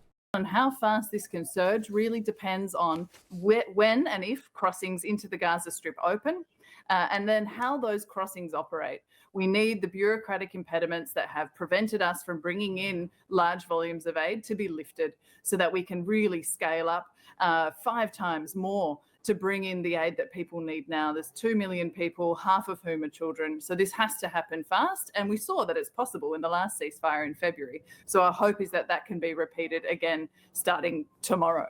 So there's one thing getting the aid into Gaza and another sort of getting it to the people who need it most, because we have to obviously make sure it doesn't get stolen or siphoned away. I mean, there's been a lot of back and forth about who's responsible for some of those problems once the aid does get into Gaza. From your perspective, working with UNICEF, so what needs to happen differently this time to make sure all of that food, medicine, supplies actually reach children and their families? We know that when the volume of aid increases, the desperation decreases. Basic economics. So if we see the volume of trucks go up, we'll see the looting go down. And we are already seeing that this week with a slight improvement in the aid coming in. So that's critical. We've got to get the volume up. And then we need to make sure that community distributions happen and household distributions. That's what UNICEF does. We bring aid to women and children in their places of refuge. We take it from our trucks and put it directly into their hands. And that's how we know that it's getting to the people who need it. Winter clothes, nutrition supplies, and other materials that they need. We'll leave it there. Really appreciate it. A huge task ahead of you, Tess Ingram in Gaza. Thank you so much. Israel's government has approved the first phase of the Gaza ceasefire deal that includes a pause in Israeli attacks. This is a perfect illustration of what libs and right-wingers believe. Get super mad over something that isn't true. It's something you yourself likely do. Yes. But the fact that they do it doesn't mean... See, it's not about doing it or not doing it. It's about getting together and saying what is bad. Just getting to like conservatives do this all the time. Have you seen how popular Grindr is at every Republican convention? They all agree being gay is bad and a temptation. And sometimes people give in to temptation. Don't get caught. That's what they honestly think. And they think if you get caught, well, then you deserve to get condemned. And they're smart. They do it and get away with it. And the release of the remaining hostages held by Hamas in exchange for Palestinians detained in Israeli prisons. President Trump announced yesterday the Israeli hostages will be released from Gaza on Monday or Tuesday as he plans to travel to the Middle East.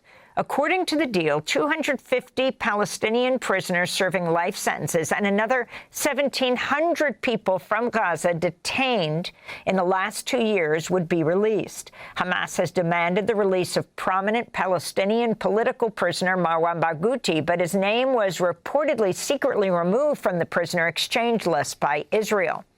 Meanwhile, the U.S. is sending about 200 troops to Israel to monitor the ceasefire deal. The Israeli military Friday confirmed the ceasefire had come into effect as soldiers retreated from parts of Gaza. Tens of thousands of Palestinians, including families that had been forced to the south, began their trek back to northern Gaza after news that Israeli forces were withdrawing. Returning Gaza City residents made their way through mounds of rubble and destroyed neighborhoods, searching for any sign of their homes and belongings, among them Vida Haraz. I came since the morning when they said there was a withdrawal to find my home. I'm walking in the street, but I do not know where to go due to the extent of the destruction. I swear I don't know where the crossroads is or where my home is. I know that my home was leveled, but where is it? Where is it? I cannot find it. What is this? What do we do with our lives? Where should we live? Where should we stay? A house of multiple floors, but nothing was left? Al Jazeera reports Israel's army said it would allow 600 humanitarian aid trucks carrying food, medical supplies, fuel, and other necessities daily into Gaza through coordination with the United Nations and other international groups. On Thursday, the exiled Hamas Gaza chief, Khalil al-Hayya, declared an end to the war. وإننا نعلن اليوم التوصل لاتفاق لإنهاء الحرب. Today, we announce that we have reached an agreement to end the war and aggression against our people and to begin implementing a permanent ceasefire. The withdrawal of the occupation forces, the entry of aid, the opening of the Rafah crossing in both directions, and the exchange of prisoners. Israeli Prime Minister Benjamin Netanyahu spoke today in Israel. Today we mark one of the greatest achievements in the War of Revival. Well, the one thing that'll be good is I won't have to hear I won't have to see that yellow ribbon anymore, right? We don't have to hear about the complaining about hostages anymore, right? That'll be a nice change. And I know for a fact Israel is not going to hold to this fucking ceasefire. That's what really concerns me. That's what worries me. I go back and forth on this. I want to be optimistic. But looking at the situation and going, wow, Biden could have done this a year ago and they would have won the election. Biden could have done this a year ago and they would have won the election. The return of all of our hostages, the living and the dead as one. I was trying to tell teetering on the edge. The United Nations. They won't do that, man. They're not going to do that, man.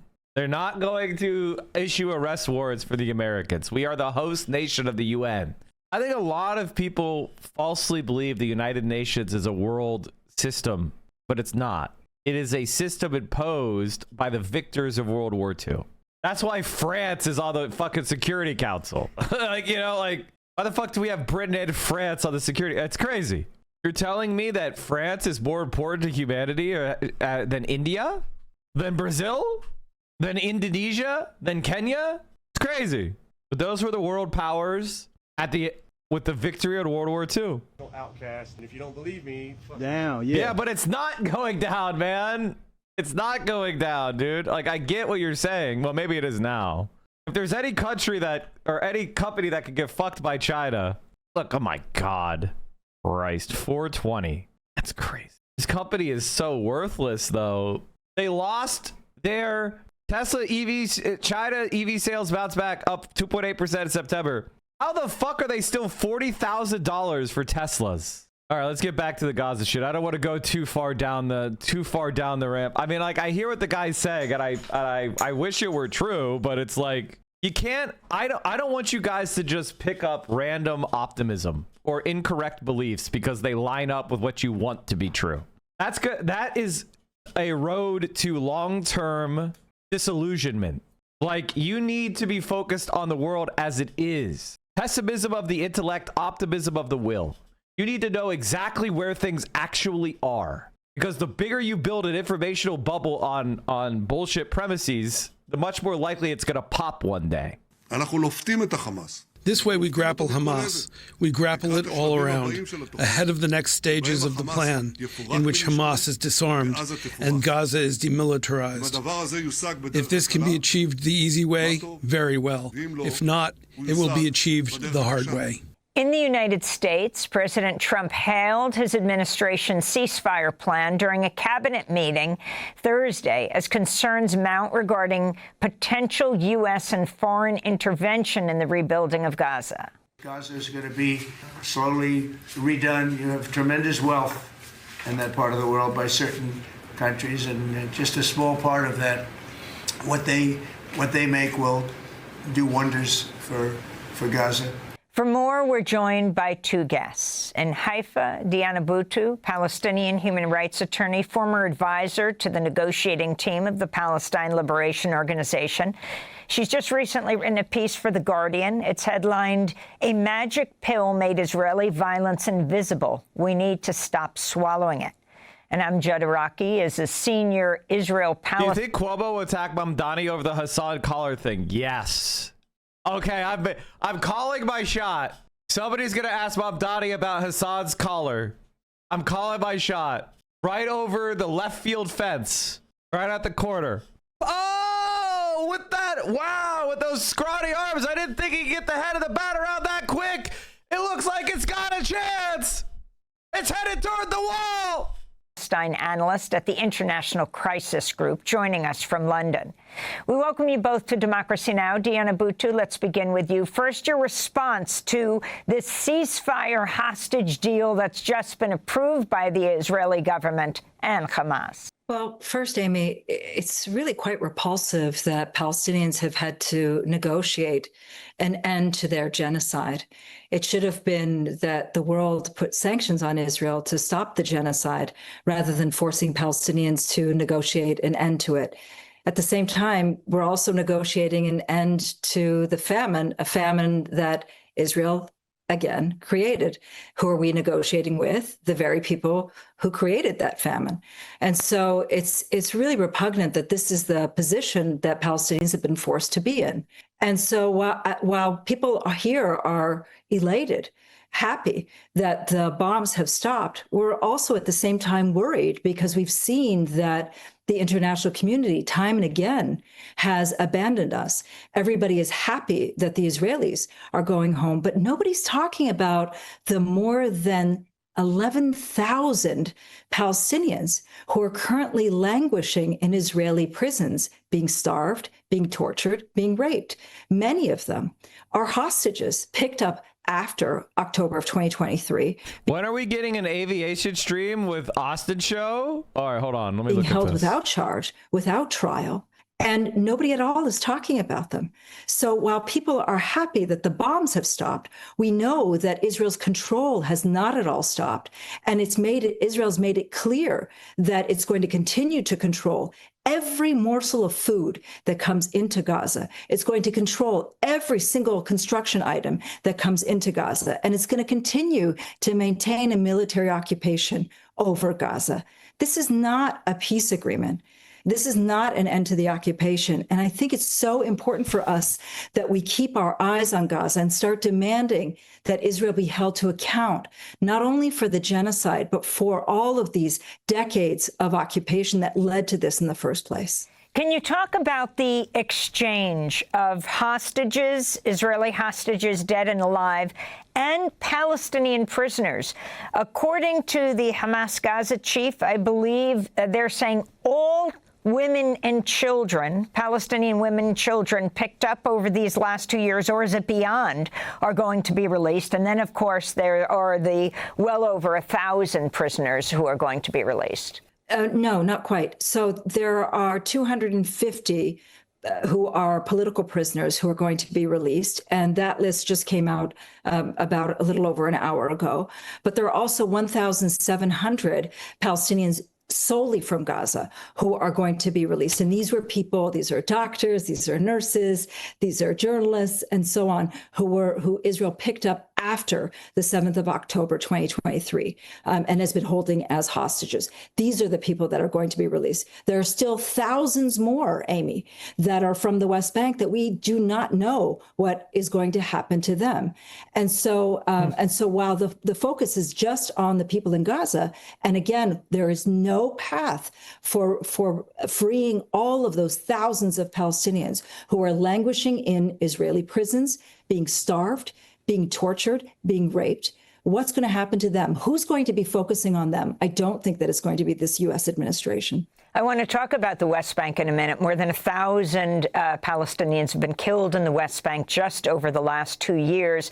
But I first want to get Amjad Araki's response to this deal that has now been signed off on. I mean, watching the images of tens of thousands, this sea of humanity, of Palestinians going south to north to see what they can find of their homes in places like Gaza City, not to mention who's trapped in the rubble. We say something well over 60,000 Palestinians have been killed, but we don't know the real number. It could be hundreds of thousands. Indeed, Amy. And to kind of continue off of Deanna's points, this is a deal that really should have been made long, long ago. We've known that the parameters of this truce have been on the table for well over a year, if not since the very beginning of the war, what used to define as an all-for-all deal. The idea that Hamas would release all hostages in exchange for a permanent ceasefire. And the reasons for the constant foiling of it are quite evident. And it's important to recognize this, not for the sake of just lamenting the many lives that have been lost and the massive destruction that could have been averted, but it needs to really inform the next steps going forward. The biggest takeaway of what's happening right now is that in order for a ceasefire to be sustained, in order for Gaza to be saved from further military assault, you need massive political pressure. And we've seen this really build up in the past weeks and months. You saw this, for example, from European governments. Whoa! At least 19 people are missing, and many, if not all, few are dead, following a massive explosion this morning, which leveled a munitions plant operated by Accurate Energetic Systems near Bucksnort, Tennessee.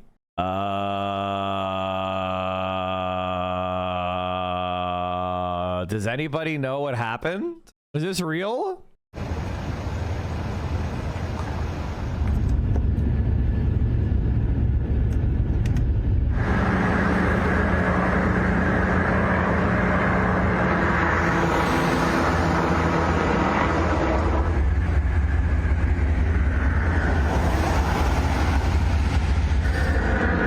If we're being honest, it's much more likely that it was just lax environmental regulations, lax labor regulations, lax investment in protective equipment and proper procedure and training. You know, it was almost certainly capitalist caused. Fuck. So we've still got to let know what's going on. We've got some families that's we've got to get in contact with, and we're going to definitely try to be mindful of that. We're going to say a few things. I don't know that we're going to take any question. I don't feel like we need to at this point. For those of you that's worked with me before, I always try to get you some kind of footage, I guess for lack of better words, B footage. I could probably do that in this situation, but it's going to have to be from a distance. This scene is a very violent scene. So if I do that, and I'm going to have to we're going to get with Wendell, we'll discuss that. So what I'd like to do now is talk to you about this, and then I'll take about an hour and try to get most of all the families, if y'all will be patient with me, talk to the families, get them notified, and then we'll come back and organize from here, and we'll try to escort you in and at least try to get you some footage. You got a camera blocked right there. I don't know. I just didn't want you blocked. Yes, let's go on the record. Now, if you don't know how America works, chat, in America, sheriffs are an elected position. America likes to have a lot of law enforcement. So we have so many different types of law enforcement. Sheriffs are our elected branch of law enforcement. They primarily act to carry out the directives of the courts, but they also oftentimes have their deputies do law enforcement duties as well, because they sit around on their ass most of the time. Okay. But sheriffs are elected. So the people of this county decided this specimen would be the exact man they want to lead their sheriff's office. Y'all ready? All right. 7:45 this morning, we had a very devastating blast at Accurate Arms. Very devastating blast. It encompassed one whole building that was on the facilities. We do have several people at this time that's unaccounted for. We are trying to be mindful of families and that situation. We do have some folks, we can confirm that we do have some that are deceased, but we're going to go back and, like I say, talk to these families, notify these families, and let these families know what's going on. We do have the scene as secure as possible at this time. You may hear some smaller explosions around the scene, but they are things that we have taken into consideration. We know that it's secure. The scene is secure as far as no more mass explosions or larger. We do have the ATF on scene with us. We have the State Fire, Bomb, and Arson with us. TBI and Homeland Security as well. We're working this as a operation between Humphreys County and Hickman County. As you can see behind me is Sheriff Kraft. We also have our Odell Pointer, which is our EMA director. And forgive me, sir, I didn't remember your name with my Hickman County EMA director. We've got a lot of moving parts. We got a very big investigation. This is not going to be something that we're going to be like a car wreck or something like that we're just going to clean up the debris and leave. We're going to probably be here for a few days. Again, we're trying to take as much time as was needed. Right now, we're prioritizing people that are involved, their families, and trying to be very compassionate toward them. Am I leaving out anything? The sheriff said we are at the beginning stages of all of this. We're getting information, just minute by minute, and we're going to continue to build on that and do what we need to do. So just with that, like I said, just keep the families and everyone in your prayers as we go through this the next few days. Just to clarify, Sheriff, if you don't mind, could you characterize when you say individuals, the number of people involved, either injured or deceased? Okay, he said they weren't taking questions, and now they're taking questions, but nobody's mic'd up, so you can't hear shit. CNN eventually. We are following breaking news. Rescue teams are responding to an explosion. Look at this. This occurred at a company that actually specializes in making military explosives. The facility is about an hour west of Nashville. CNN's Ryan Young joins us. What are you learning, Ryan? Yeah, we're monitoring this right now. In fact, I've just got off the phone with an EMS person in that area. They are telling me right now they're not even able to fully respond to the area because of all the secondary explosions right now. They have more than 10 fire trucks on scene, more than 4 ambulances. We've also been told that no one has been transported from the site right now. But Pamela, when you look at this devastation from this explosion, the cars ripped to pieces, things still on fire, you understand how impactful this explosion was, the serious nature in it. Right now, more emergency crews are responding to the area. This place is Accurate Interjected Systems. We're told about an hour outside of Nashville. But you understand, after talking to the EMS workers, they are concerned about these secondary explosions that are in the area that just block the area that's right before 8 o'clock Central Time, 9 o'clock local. So right now we continue to follow this as this ongoing situation. Right before 8 o'clock Central, Accurate Interjected hour out. But you EMS in the area that just block the area that's right before 8 o'clock Central Time. Some people are dead and several are unaccounted for after an explosion at a military explosive companies in Tennessee. So pretty much everybody there, they're dead.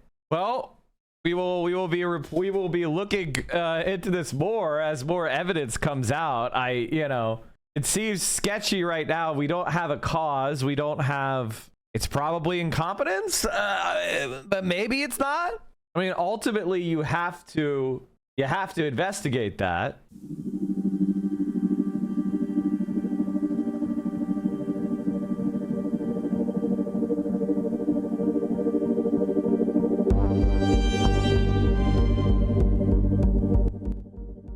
have our B-roll music. After I found out how we store our nukes, I would imagine it's just incompetence. Oh, you don't even want to know. Miss Rachel called out Obama? Oh, what a queen. Dear President Obama, I saw in your statement that you said Israeli families are the people of Gaza. Palestinians have families too. This kind of language contributes to dehumanization. Dehumanization is part of what caused so many to stay silent as 20,000 children were killed in this genocide.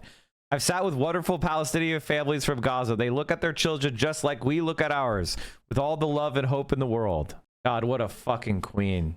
Miss Rachel for president. Miss Rachel for president. I'm saying it. Look at, these are I-beams that are crumpled. These are I-beams that are crumpled and thrown. It looks like spaghetti. The YouTuber? Yeah, the YouTuber.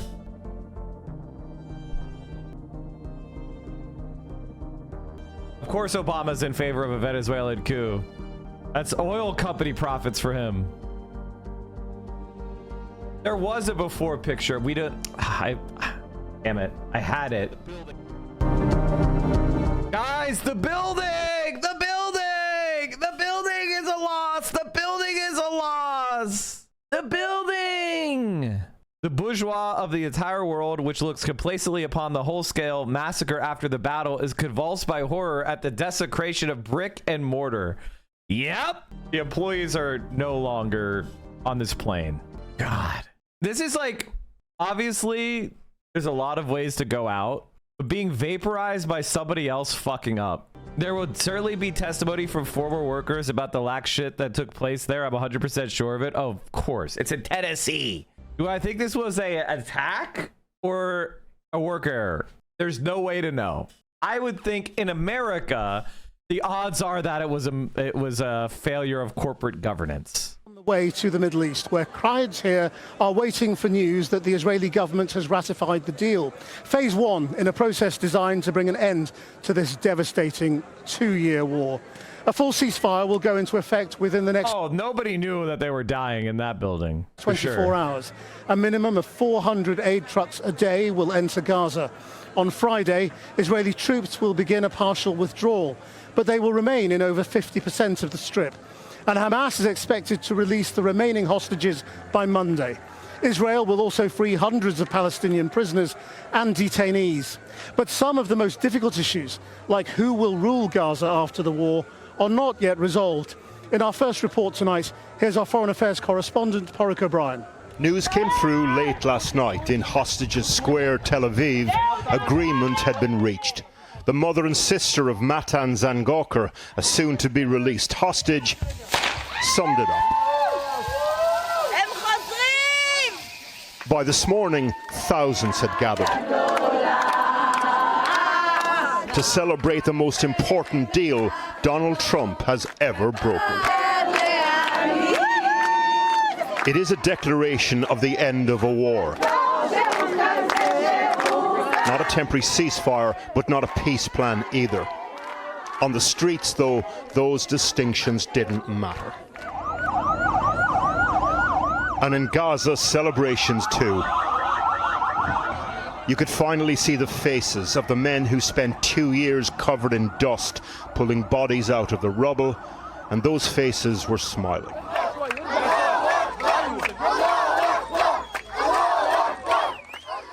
For a short window, two societies defined by division and death, celebrating the same thing, the end of the nightmare. And here's how it came about yesterday. At the talks in Sharm el-Sheikh, Trump, through his envoy Steve Witkoff and son-in-law Jared Kushner, had locked in the Israelis. The Qataris, Egyptians and Turks had nailed down Hamas. It was a masterstroke that got it over the line.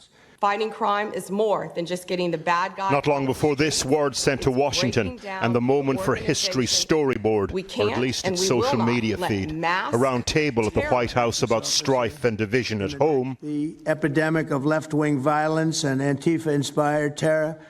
Interrupted by news of a ceasefire abroad. The Secretary of State, Marco Rubio, passes his boss a note.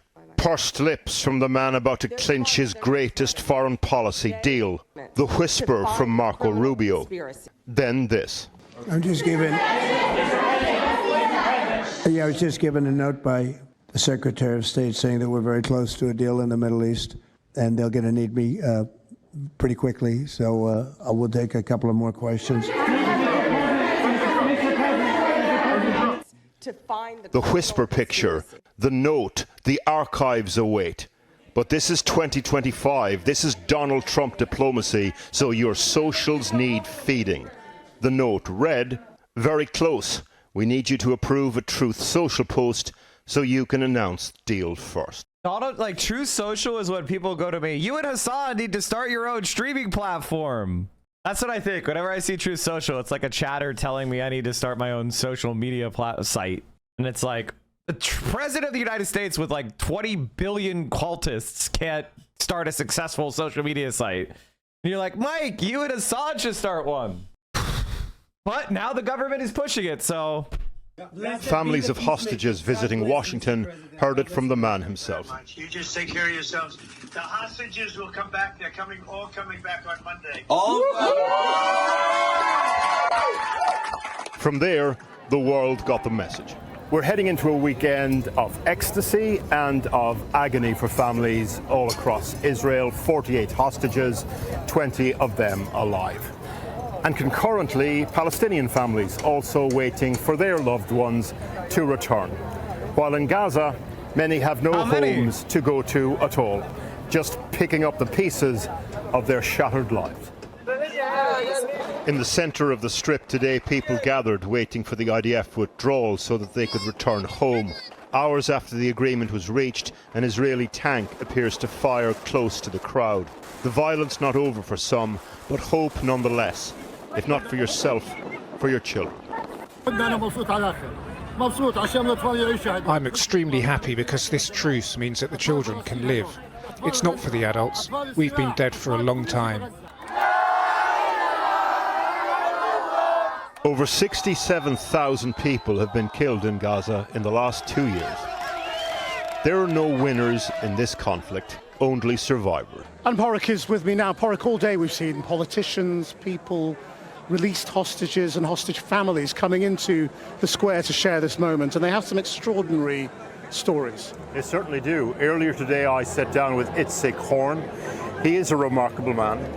2 of his sons were taken into hostage from the Nir Oz kibbutz during the October the 7th attacks. Yair was released in February as part of the last mediated settlement, which eventually collapsed.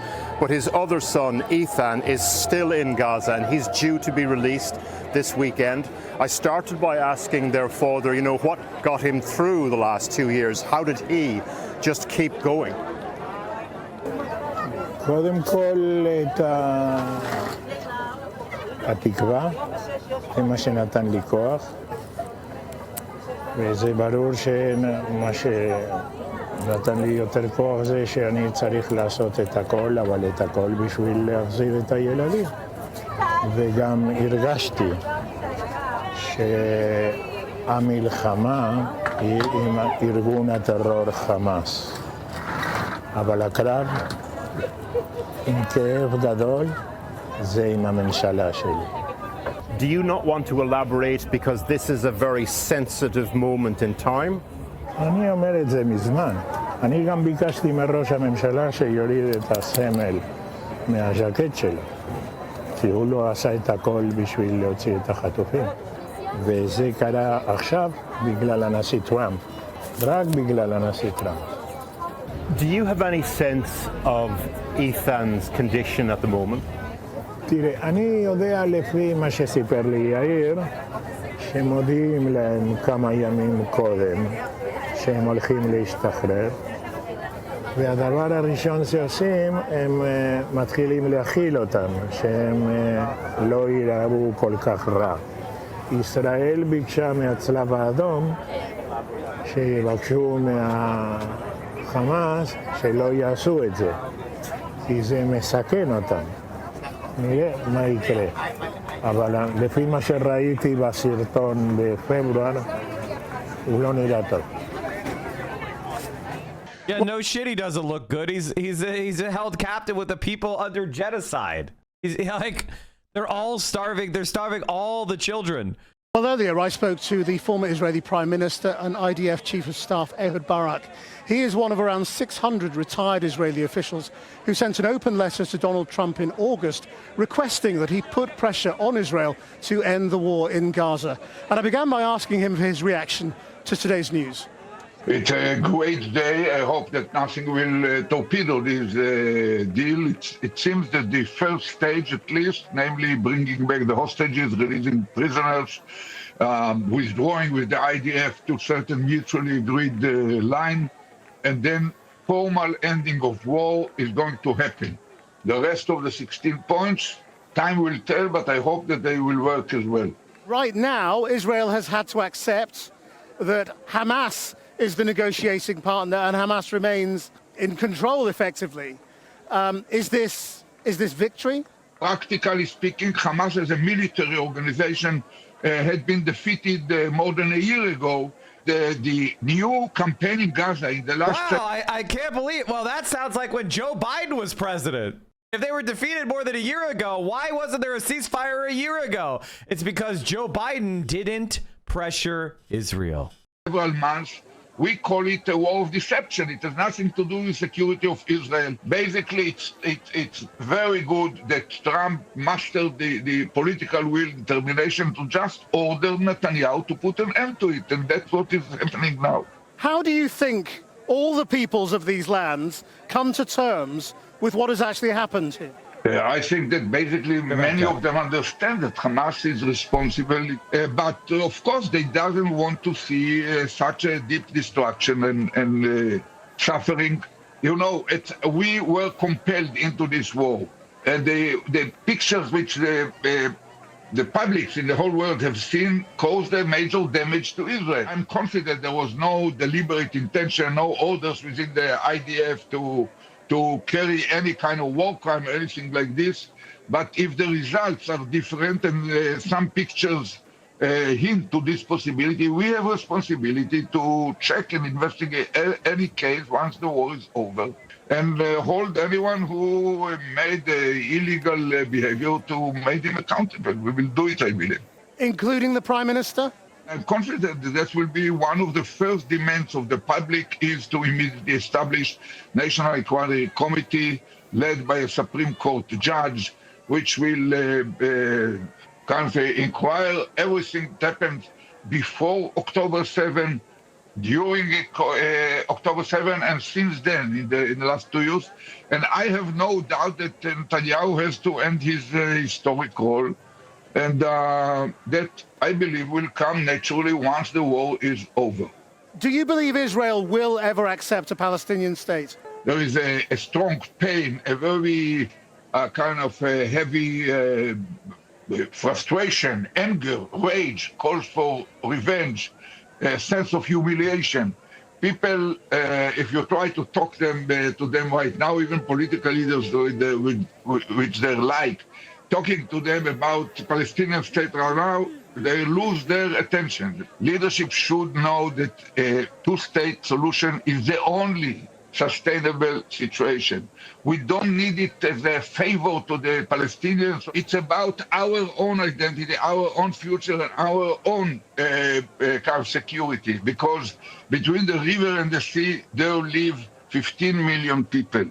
Half Jews and half non-Jews, mainly Arab Muslims. And if only one political entity reigning over this whole area, named Israel, it will become inevitable, that's the key word, inevitably, either non-Jewish or non-democratic, because if this block of millions of Palestinians can vote to the Knesset, it's overnight, it becomes a binational state with Muslim majority. That's not the Zionist dream. And the same applies if they cannot vote. If they cannot vote permanently, that's not democracy. We have a compelling imperative stemming out from our own interests, our own future, our own identity. That's the only solution. Thank you very much. Thank you for having me. Now, Donald Trump told his cabinet this afternoon that he thought there would be a lasting peace in the Middle East and declared nobody thought it was possible to get it done. He said he would be travelling to Egypt for an official signing and also to Israel this weekend, although details are still being worked out. Let's get the latest from our US editor, Anushka Astana. Anushka. Yeah, that meeting has now finished. The White House is preparing to welcome the Finnish president. But of course, the Middle East was a huge focus of that meeting. Donald Trump making clear that in travelling to the region, what he really wants to be there for is the release of those hostages, which he said could run into Tuesday because of the difficult places that people were being held. We also heard from the Secretary of State, Marco Rubio, who talked about how we got here. He said it was the relationship Donald Trump had built with Arab countries, including that meeting at the UN General Assembly. It is not unusual for cabinet members to lavish praise on Donald Trump in these meetings, but experts I speak to do agree with one thing that Marco Rubio said, which is that actually other recent US presidents would not have been able to achieve this because when...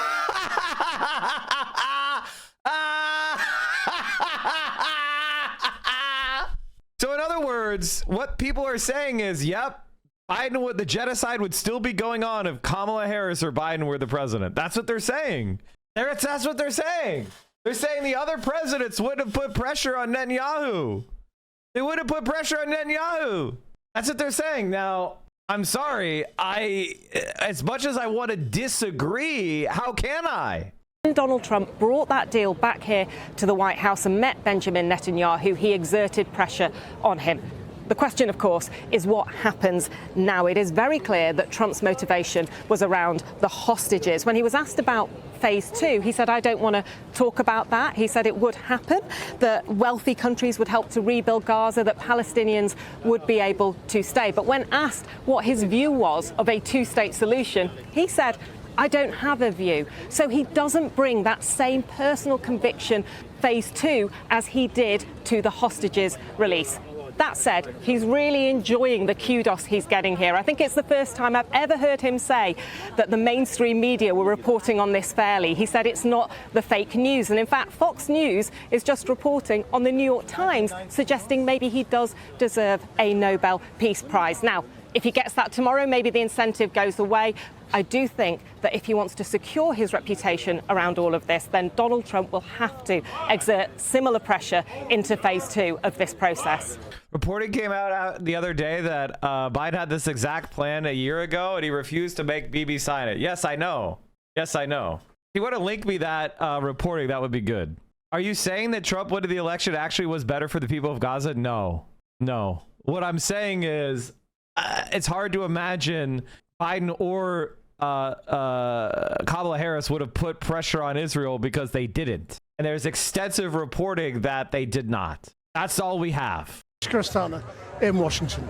Now, Israeli forces are said to have dropped more explosives on Gaza than fell on London, Dresden and Hamburg combined in the Second World War. The level of destruction is hard to fathom, as is the humanitarian suffering. Our Foreign Affairs correspondent, Secunda Kamani, looks at the damage that's been done and the challenges of now rebuilding if the ceasefire holds. 2 of the darkest years, filled with tears and screams, with pain and loss. 67,000 Palestinians killed, most civilians. More than 10,000 children with life-changing injuries. At last, for now in Gaza, relative silence in the skies above, hope in the hearts of so many. And one of the most desperate priorities, tackling starvation. One of the biggest challenges is that when you have malnutrition, it's a bit of a wave. It's not that suddenly, because a ceasefire is actually effective, that suddenly you stop the wave. The ceasefire will actually open ways for us to actually have the goods reaching faster people. Gaza has been reduced to ruins. Less than half of all hospitals are operating in any form. 90% of schools are damaged or destroyed. The ferocity of Israel's assault on Gaza is unprecedented in modern times. On this UN map, the red areas represent destruction, and you can see how Israeli attacks were initially largely concentrated in the north. Then they spread right across the territory as practically the entire population was displaced. By now, more than 90% of all homes have been damaged or destroyed, with some areas completely leveled. This was the city of Khan Yunis before the war, a population of around 400,000 people. 2 years later, this is what's left. In total, there's said to be 61 million tons of debris in Gaza that could take years to clear. And you wonder what kind of future anyone there will be able to build. Gaza today needs the largest aid drive in modern history by big states, by big powers. You know, the powers who have brokered this should commit to reconstructing Gaza, to reconstructing human life there, because that's disappeared really in many parts. Amidst the struggle to rebuild all that's been lost, what hope of any justice for the many apparent war crimes committed? Prime Minister Netanyahu still faces an indictment by the International Criminal Court. Israel stands accused of genocide in the International Court of Justice, but the cases are firmly opposed by President Trump, and yet to be established will now rule Gaza. This was the scene during the last ceasefire in January, Hamas fighters triumphant. So far, there's been nothing like that today. The group is willing to cede power, but is resisting giving up all its weapons.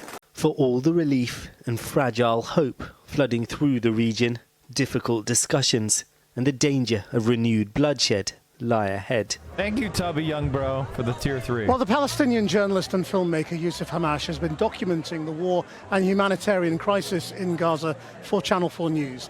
He spoke to me earlier for our podcast, The Forecast. It's a huge achievement for us to know that at least this butchery will stop, the killing will stop. But more than that, people are still lost without any horizon for what's happening next. That's what they think more about. It is just reconstructing Gaza, have the civil infrastructure for human beings to live normal life, health sector that was wiped out, education sector that was wiped out. What they have been exposed to in the last 2 years, they need years just to recover and understand exactly what we've gone through. 92% of the infrastructure in Gaza was destroyed, and houses. 70-80% of the population want to leave because it's an unlivable place, and 2 years of continuous bombing. Well, a short time ago, I spoke to Ambassador Hussam Zomlot of the Palestinian Embassy in Britain, and I asked him whether he thought the ceasefire will last. We should make sure that it does last. We should make sure that it ends this genocidal war on our people in Gaza. The carnage must end altogether. Israeli occupation forces must withdraw completely and totally from Gaza, allowing for the Palestinian legitimate national institutions, as in the PLO and the Palestinian government, the government of the State of Palestine, to take full control of the Gaza Strip and make sure we immediately provide for our people, and we immediately link with the international community to make sure that the genocide does not repeat. So we go swiftly towards what President Trump talks about as the new peace in the Middle East. So we go to the root cause of all this, which is the occupation and establishing a state of Palestine. But if people in Israel want to replace Benjamin Netanyahu, they can in elections next year. How do Palestinians who want to replace President Abbas get rid of him?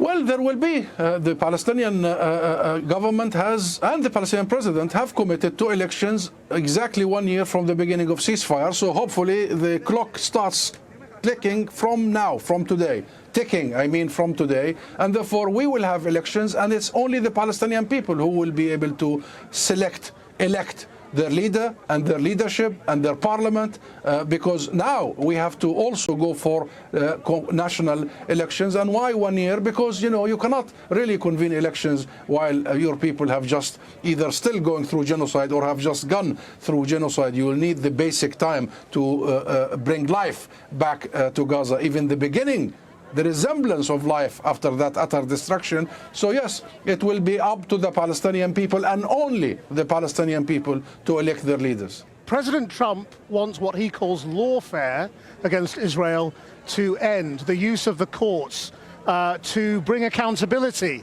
Are you prepared to consider even dropping any of those legal claims for the sake of a peace process? These processes are independent of anything. These are independent institutions. The ICC and the ICJ are independent institutions. They are the world courts, and they have processes on their own. And the entire international community, our friends in the international community, are part of that process. So the train has taken off. The train has left the station, and accountability is important. And accountability on all, not just Israel. Accountability on anyone who commits war crimes. This is our moment to make sure this shall never ever happen again. And the best and the only way to do so is to hold war criminals to account. I know you have family in Gaza as well. What does this mean for you personally tonight? Ability to grieve, Krish, really, to grieve. Ability to process the emotional turmoil that we have gone through for 2 years. An ability to really heal and attend to our wounded. It will take us time, and we must be given the space. Today I did have a sigh of relief, I must say, and I welcome all this. We've been desperately calling for it, acting for it, working towards it. And today I just want to say thank you to every single British person, and you know, they are in the millions, in the tens of millions, who have been with us in the streets, in the parliament, everywhere to arrive to this moment, but not just in Britain, but worldwide. This energy was inspired by the Palestinian people's ability to reject erasure, reject extermination, reject annihilation, and reject all the plans up until yesterday of mass transfer of the Palestinian people from their home. Yet another Nakba Netanyahu was planning for our people in Gaza. They rejected all that. So today, at least, the Palestinian will stands undefeated, stands resilient. That inspired the world. And what I feel now, we need to make sure that, yes, we have to feel hopeful. We have to also feel a sense of possibility, but also we have to be cautious and not rest and not relax, but to to double down on the efforts to make sure we get to the finish line. And the finish line is not the end of genocide. The finish line is the end of occupation. Ambassador Hussam Zomlot, thank you very much. You're most welcome. Well, Sir Keir Starmer, who's on his first visit to India, praised the Gaza ceasefire deal, but he wouldn't be drawn on whether Donald Trump should be awarded the Nobel Peace Prize. Well, Donald Trump wasn't. They gave it to an American puppet, Venezuelan, who's trying to do a coup, which to me is crazy. Like, what? They're bombing Venezuelan boats. What are you talking about? Peace Prize? What the fuck are you talking about? It's weird. Political correspondent Paul McNamara is travelling with the Prime Minister and sent this from Mumbai. He started off by saying, quote, it was a crucial first step. He later went on to say, quote, we will work to make sure the deal is implemented in full. His message, peace is closer, but we are not there yet. What was also striking in all of his statements today was how he described it. Ever a diplomat? Oil is now $59 a barrel, chat. Criminy. Recession indicator. And dripping with flattery towards the White House, he called it, quote, President Trump's peace plan. So I asked him this earlier on. So, yes or no, do you now think that President Trump will be a deserved winner of the Nobel Peace Prize? Well, look, it is a very significant step forward, and it would not have happened without President Trump's leadership on this. And I want to be really clear about that, and I say that from the informed position of the UK having played a part behind the scenes in this with the US and with the mediators. But my focus now is moving this from the stage it's at now, which is really welcome, strongly welcomed, to ensuring that we now move on to the next stage and make a success of this, because that matters to me more than anything else. Thank you. May have spotted there, we didn't get that simple yes or no. Now, look, it may seem parochial on such a consequential day in the Middle East to talk about what this might mean for Keir Starmer back at home, but Gaza has been an issue that has driven a wedge right through his party. It was only last week that his party members at their conference voted that the party should recognise that a genocide had taken place in Gaza by Israel. Talking to those today who were close to Keir Starmer, there is a relief at how today is played out, but there is caution again. Talk to those on the left of the party, and there is still an anger towards it. From all of them, though, there is still a deep, deep caution. The message from everyone has been that, yes, we are one step down this road to peace. But I think that most people are they don't believe it. And I'm on that same boat, which is, it's like, How many times has Israel violated a ceasefire and gone right back to doing the genocide? The road is long and fraught with danger. Speaking of danger, the White House wants you to know they're coming after us. Antifa beats journalists. Antifa attacks our police stations. They attack our courthouses. They dox our law enforcement officers. No more.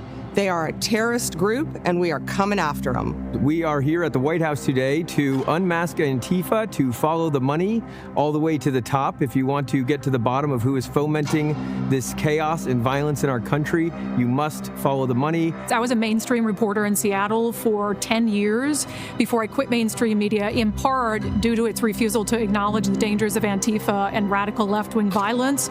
Part of the problem that we have is that a lot of people refuse to believe that Antifa is real, is just a made-up thing, but I have seen them. They are real, they are dangerous, and they are violent. They are an organized, systemic, international criminal enterprise. And what the FBI is going to do is trace the money, follow the funds, and find every single person that was involved in funding. By the way, chat, if you're a European or you're a Canadian, or you're an Australian or a Japanese, Korean, North Korean, New Zealander is what I meant to say. Open Presents, thank you so much for the 25 gifties. This is not just a problem for the American left. Bad empanada, dumb fuck. You think you're going to be an Argentinian left-winger and they're going to leave you alone? The riots and the violent acts of criminality that they're perpetrating on our street. I've watched Antifa brutally beat, harass, and threaten Americans in the street, but all of that ends with the Trump administration. I was brutally attacked and almost killed by Antifa in the streets of Seattle. All of my colleagues have been attacked. I can't think of a single one who hasn't. Violence against journalists and police officers in our streets can't stand. Who the fuck is Cam Higsby? First of all, that sounds like a fucking Sims character. When you don't even bother naming them and you just hit randomize a couple times and enter. What's up, guys? We are at the University of Washington, and today we're going to be debating whether or not the fires in Los Angeles were started by climate change or poor management of the city. My position is, of course, that they were started by poor management of the city. That's not what people say, you dumb piece of shit. Holy fuck, he's stupid. He's a dumb piece of shit. No one is saying that the fires start because of climate change. They start because of an ignition source. But they are exacerbated by climate change. And that, the LA wildfires, there was record-breaking gale force, hurricane force winds happening. Dumbass. And that was worsened by the heating planet. God damn, he's stupid. The journalists Trump invited to the Antifa summit at the White House are a bit sketchy. Here is Savannah Hernandez cheering on January 6th. When the police line first collapsed on the West Plaza. So she's literally a January 6th rioter. All of my colleagues have been attacked. I can't think of a single one who hasn't. Violence against journalists and police officers in our streets can't stand. Just days ago, I was in the Portland jailhouse, and now I'm in the White House. This administration is built different, and Antifa's days are numbered. And I want to thank President Donald Trump for designating Antifa a terrorist organization. Oh my God. Is she covering up a black eye? What the fuck? I'm looking forward to the FBI and the DOJ hunting down these people like the terrorists that they are. All I gotta say, it's a bad day to be Antifa. An Antifa. God, these guys, it's like, imagine the guys that are the most dickless guys on the fucking planet. His days of using violence and intimidation against their political opposition are over. And I've continued to... How come all of them have like an undersized cranium? Did you notice that they all have like 3 heads? This guy's going bald that he looks like he has a small forehead. She looks like you were cooking pigs in a blanket and you left it in there. You put it on too high of a rack. It was too, you know what I mean? Have you ever made pigs in a blanket, chat, and then you put it too close to the like top of the oven and it's like, it starts to get really burnt on one side, but it's like undercooked on the other? You need to put that stuff in the middle of the oven. Hunting. By the way, chat, Open Presents gave us 25 gifted subs. If you enjoy this content, please consider supporting it by subscribing. A tier 1, tier 2, or tier 3 sub. If you have Amazon Prime, you can attach it to your Twitch account. You get 1 free sub. That's your Twitch Prime sub. We have a hype train going on right now. We're level 6 because of Open Presents 25 gifties. So if you enjoy this content, the only way it will continue to succeed is if you subscribe. I just recently picked up a book, chat, when I heard about the Antifa, the professor from Rutgers. I picked up a book. I picked up a new book from Mark Bray called the Antifa Anti-Fascist Handbook. And he is the professor who wanted to flee to Spain. He wrote this book, the Anti-Fascist Handbook, Mark Bray. I picked up a copy. This is what they consider terrorism. The exceptional spectacle of anti-fascist organizing confronting Nazis is not enough to stem the tide of Trumpism. Moreover, even the success of such physical militancy relies in part on its public reception. Therefore, we must pair our focus on organized anti-fascism with an understanding of a deeper, everyday anti-fascism that dictates the terrain upon which such struggles occur. In order to understand everyday anti-fascism, we must bear in mind that the fascist regimes of the past could not have survived without a broad layer of public support. Over the years, historical research has demonstrated that the process of demonizing the marginalized required the privileging of the favored, making many explicit or implicit allies for Mussolini, Hitler, and other leaders. If fascism required societal support for the destruction of artificial bourgeois norms, such as the rights of man, and developing its hypernationalism, then today we must be alert to the ongoing campaign to delegitimize the ethical and political standards that we have at our disposal to fight back. In the United States, after Trump's victory, for example, we've had a dangerous mix of mainstream conservatives who do not want to appear racist and alt-right race realists who all accuse the left of so overusing the term racism that it is rendered meaningless. In other words, no one is racist anymore. Or are we all racist now? It presents a major difference between the previous paradigm, where the left accused the right of being racist, the right accused the left of being the real racists because they focus so much on race. All amid a developing paradigm where the alt-right and those they have influenced try to drain all power from the accusation. They want you to not read that book because it explains exactly the fascist policies that they have. And that's why it's so important to support streams like this one. Jaeger Larson, thank you for the 95 gifted subs. Holy shit. How many subs is that, Jaeger Larson? My God. And if and so that's why I decided to buy the book. I decided to buy the book because Mark Bray, I'm not going to be intimidated by these fucking pussies. Fuck these guys. And if you listen to what they say Antifa goes back to the Weimar period of Germany. So in other words, they were the people fighting back against Hitler. Did you see that Russ Vought, the director of the Office of Management and Budget, has confirmed the mass firings of federal employees has begun? That was his decision.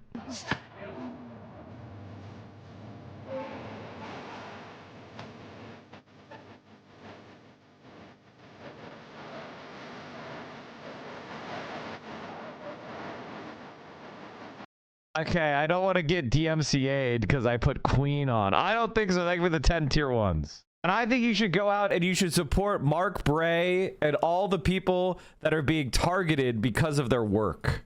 Their academic work, studying fascism and anti-fascism.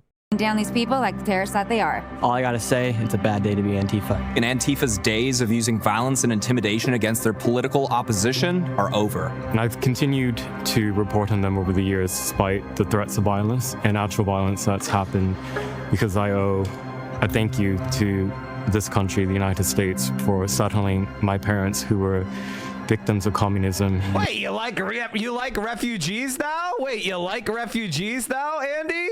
Wait. You don't mind refugees now? What happened? You think refugees are good now? In Vietnam. 1 month ago, Charlie Kirk was murdered by a violent leftist. That's not true. Obviously, he wasn't a violent leftist. You're just making shit up. You're making shit up, which is why you stopped talking about it, Jack. We all saw it, and we all saw thousands of leftists celebrate it. Antifa symbols were found on the bullet casings of the gun used to shoot and kill video game symbols. My friend. We won't take it anymore. President Trump is not going to stand for it. And I'm so grateful that we have a leader in the White House that understands how we need to fight these sophisticated networks and how we need to take these terrorists out. Such fucking villains, dude. God. Attacked by Antifa, doxxed by Antifa, harassed by Antifa, but we're not standing down. We're now coming for you. So fucking The closest any political movement has been to overthrowing the government in recent history was Funny Left MAGA in 2020, and you fucking liberal pussies didn't do anything about it. I can never spell embarrassed, chat. I always forget there's 2 R's. Embarrassed. I always misspell it. It's like my most misspelled word is embarrassed. Doesn't matter how many times I type it, I misspell it every fucking time. I swear to God. How embarrassing. Now America is letting them build a Qatar build a military base at our fucking country. Also, the stock market is crashing. Gold is up. Oil is down 4%. 4% down for oil. Wow. 5% for natural gas. People are buying U.S. bonds. European markets tumble as Trump threatens China with tariffs hike. Gold near $4,000 an ounce. Jesus Christ. I remember when Costco was selling gold bars and I was like, you know, I should buy some of those. And then I didn't. Would have like doubled in price since then. Fucking Christ. We should have bought the gold. The gold bugs won. The gold bugs won. And the reason why this is happening, chat, I don't know if you saw this, but it's pretty bad. The debasement trade is the talk of Wall Street. They're gonna do hyperinflation and destroy the dollar. Thank you guys so much for all the support. You guys are the best. Factors ranging from geopolitical tensions to the prospect of lower interest rates to free spending global governments are pushing the currency debasement trade. The debasement trade is the bet that government borrowing and money printing will erode the value of the US dollar, so investors are shifting cash into assets like gold, crypto, stocks, and real estate that can hold their value. Gold, I mean, the gold bugs were right. It's so funny. I hate to say it, but I've been making fun of these guys for 20 years, and they finally got proven right.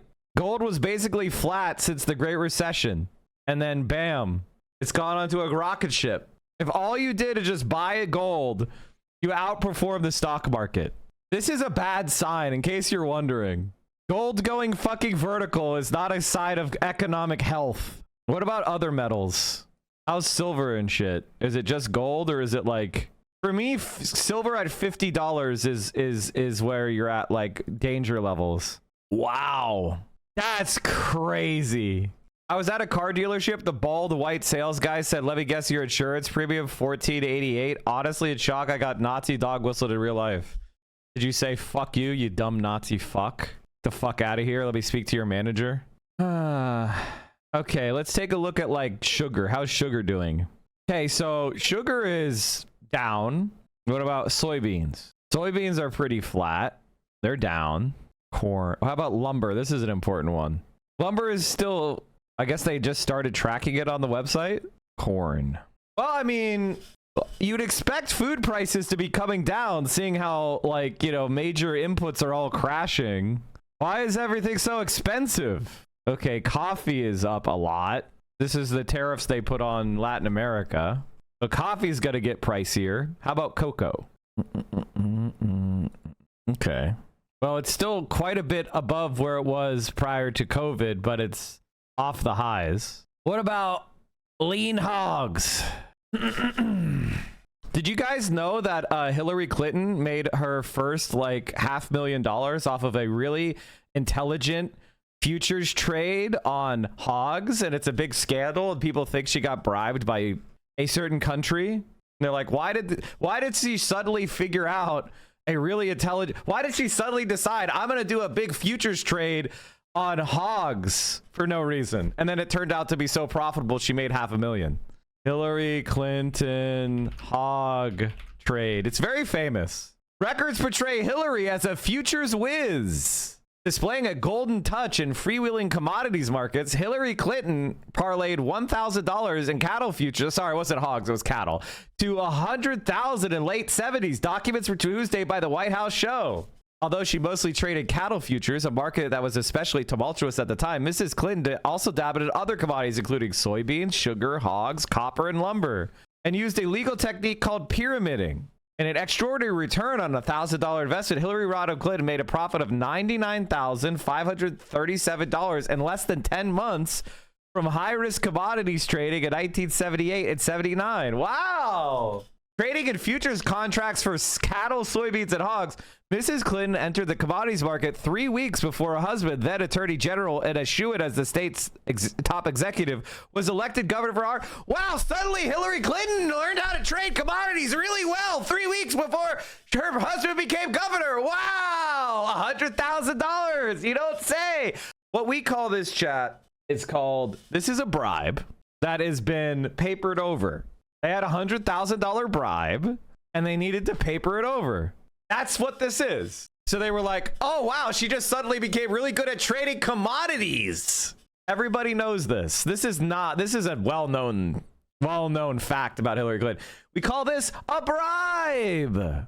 5 months after Mrs. Clinton closed her account. Wait, what happened? You made an incredible 100 times 100x to your investment. What happened? Why would you want to stop trading? Why'd you stop trading? 100x to your investment in a year. You should keep going. Become a billionaire. Why'd you suddenly decide to stop? Well, she decided 100,000 was a nice round number, and she didn't want any more money. Hey, flaccid dip, we know. 5 months after Ms. Clinton closed her account, Mr. Boone was formally accused by regulators of serious and repeated trading violations, including allocating trades to the accounts of investors after he knew whether those trades had made or lost money. Wah, wah, wah, wah. Through that operation, favored customers would be guaranteed of making money at the expense of other customers. And they got away with it scot-free. If you even bring up this shit, people are like, huh? What? Huh?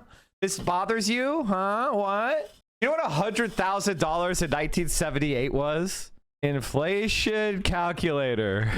January 1979, $100,000. In today's money, a $100,000 bribe is equal to $474,000. Guys, no, she was really good. She was really good at trading. James B. Blair, general counsel of Tyson Foods, the Arkansas agribusiness giant, has said that he advised Mrs. Clinton on her commodities trades. Mrs. Clinton put up her own money, invested in her own accounts, and assumed the full risk of a loss. Oh, no, guys, listen. She was just getting insider information from the Tyson Foods general fucking counsel. She wasn't doing fraudulent trades to take a bribe. She was actually getting insider information. The documents released amid questions about the family's finances sparked by the Whitewater controversy show that Mrs. Clinton initially invested $1,000 in cash in October in the high-risk commodities market, turning a profit literally overnight of $5,300. On a single day, she made a profit of $25,280, more than her entire salary for the previous year at the Rose Law Firm. John Damgard, president of the Futures Industry Association, called Mrs. Clinton's profits quite extraordinary. First-time inexperienced investors in futures are not apt to turn $1,000 into $100,000 very often. Mr. Viak, who examined copies of Mrs. Clinton's account, said, "This is not the way a novice trades. This account was very aggressively traded from the beginning." One expert said that brokerage houses would ordinarily require an investor who wanted to put $1,000 in the commodities market to have a net worth of at least $50, which the Clintons did not have at the time. But brokerage houses had discretion to extend credit to anyone they wanted. I just wanted to give you guys my deep Hillary Clinton lore. You guys thought she was taking bribes when she did those speeches. She's been taking bribes for 40 years. I honest to God, I really, really don't know why people like the Clintons. It's crazy to me. If this was true, surely the SEC and FBI would have noticed. Yes, that's right. The FBI and the SEC, they very frequently like to go after bad trades, guys. You would be fucked by the SEC. It was just really good. Hello. Thousands of Palestinians in Gaza are heading back to their homes, or what is left of them. Miskiff says Hassan zapped the dog. Why would a guy like Miskiff lie and misrepresent facts for internet clout? If there's one thing we all know about Miskiff, is that he isn't a drama braid size. Miskiff said that? Miskiff, you're in LA, man. You're not in Austin anymore, bro. You're in LA, bro. Miskiff literally said that Hassan doesn't abuse his dog. Okay, I was like, what the fuck? Why is he doing right-wing trolling? That doesn't make sense. No, in all seriousness, let me just say this. Like, nobody, like, there are definitely people who are like, my doggo, I love doggos. I hate you for being mean to a doggo. There are a lot of like Reddit normie Redditors who are like, ooh, somebody was yelling at their dog and being mean to their dog. I don't like that. Erg. Okay, there are a lot of people like that. But none of the people that started this believe it. They were knowingly lying. I think one of the things that's really frustrating about politics in general in America is that Americans are actually kind of dumb and they don't know anything about public policy. And so if you start talking about public policy, well, they start to feel inferior because they don't know anything. And this includes people that are leftist influencers. Like, for example, I'll give you an example off the top of my head. Like, for example, the Vanguard guys. Like, they don't know anything about politics. They don't know anything about, like, polling, how you organize a campaign, or campaign finance law, or public policy, or history, or, like, theory, right? As far as any actual information that they could give to you to make you a more informed person, they lack that. They don't know any of that. So the only thing they could do is engage what amounts to political rumor mongering and, like, I don't know, identity building. Israel announced that a ceasefire is now in effect in Gaza. Well, these are live pictures now of a steady stream of displaced Palestinians trudging north along the coast of Gaza back towards Gaza City, which was until very recently the scene of that ferocious Israeli ground offensive and aerial bombardment. Well, Israel says its forces have now withdrawn to the lines within Gaza that were set out in the ceasefire agreement. And as for Hamas, it now has until Monday morning to release all the Israeli hostages, 20 who are still believed to be alive, and the bodies of 28 others thought to be dead. In return, Israel has published a list of 250 Palestinian prisoners and detainees who are to be released in exchange. Well, meanwhile, the Israeli Prime Minister Benjamin Netanyahu has said in a televised address that his country's troops will stay in Gaza to make sure Hamas disarms in future stages of the ceasefire plan. Our Middle East correspondent Hugo Bashega has this report. By the road, they waited, with the few things that were now everything they had, unsure if it was safe to return, unsure if the bombs had stopped falling. The deal had brought them hope, but this morning they still didn't know if it had finally brought them peace. My son and I slept here last night, on the pavement, in the cold, waiting to go back home, Wael says. Even if the house is destroyed, even if it's just rubble, we'll go back, put up a tent, and return to our people. After hours of uncertainty, the Israeli military confirmed that the ceasefire had started. Israeli troops have pulled back from some parts, but under the deal, they still occupy over half of Gaza. Many now are going back, even by foot, to mourn who's been lost and to start rebuilding what's been destroyed. In Israel, the countdown for the release of the hostages has begun. 20 are believed to remain alive. One of them is Segev Hafon, kidnapped at the Nova Music Festival. We hope that he returns safe and sound, and we wish that, with God's help, within the next 2 or 3 days, we will see him. We'll rejoice together with the family, and we really hope that everyone, not just him, returns safe and sound. It's still not clear when and where the hostages will be freed. The deal brokered by Trump is a major victory, but there's no clear plan for what happens in Gaza next. The point now is that we need countries coming together to make peace a reality and to actually make it happen, because this is still a fragile process, but it's one that there is huge momentum behind and huge commitment to, so we have to make it work. They can now walk without fearing the war, but the Gaza they know is no longer there, and no one knows what the new Gaza will be. Hugo Bashega, BBC News, Jerusalem. Well, we can go live for the very latest to our Gaza correspondent, Rushdie Abu-Alouf, who is currently in Istanbul, and also our North America correspondent, Nomia Iqbal, who's in Washington. Rushdie, first of all to you, and I know you're talking to a lot of people in Gaza at the moment. What is the mood amongst those who are returning to their homes? And we saw them in those dramatic live pictures coming into us from Gaza.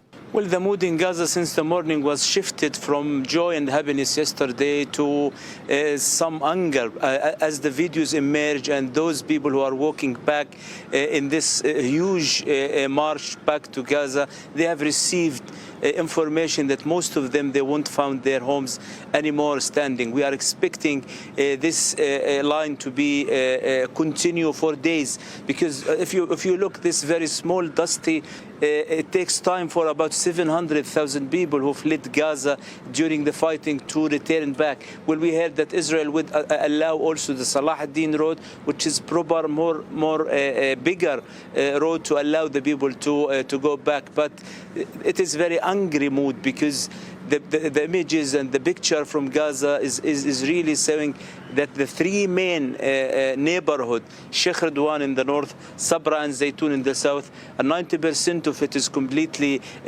destroyed. And this walk is about 20 kilometers, and very few people who can afford this big payment of £900 to hire a truck, small truck or a car. Most of the people, they don't have the money to pay for this. So the mood of celebration just to change to what we can see now, a live picture from there. OK, Rushdie, thank you very much indeed. And to Nomir Iqbal in Washington.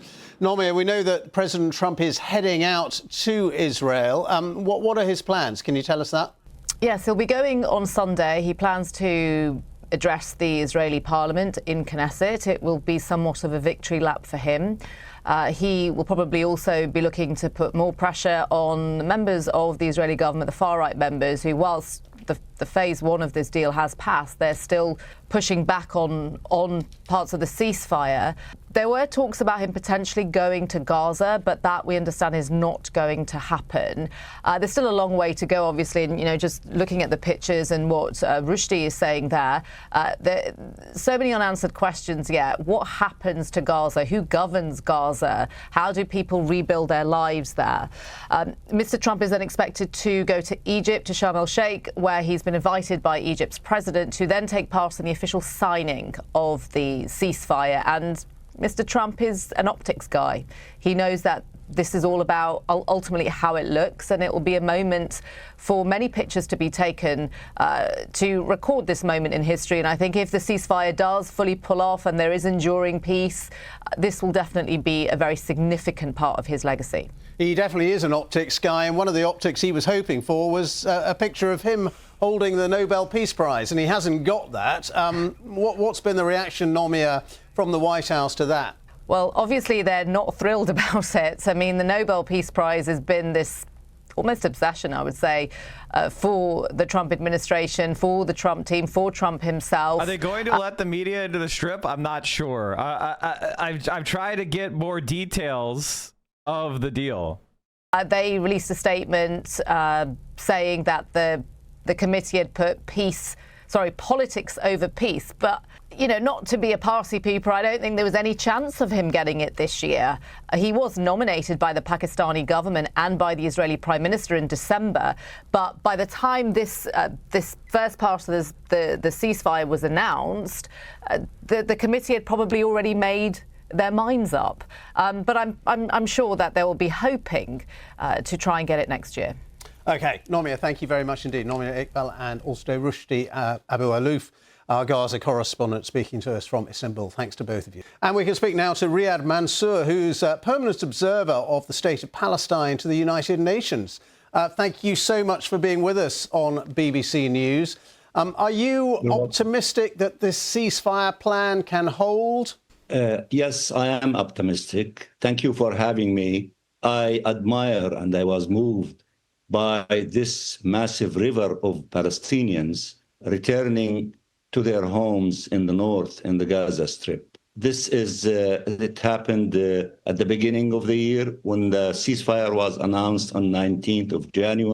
Oh, okay, thank you. This seems like a much better video than the BBC. A deal has been announced by US President Donald Trump to bring a cessation of Israel's genocidal military campaign in Gaza. Let's be clear, Israel has broken every single ceasefire agreement it has ever had with any state.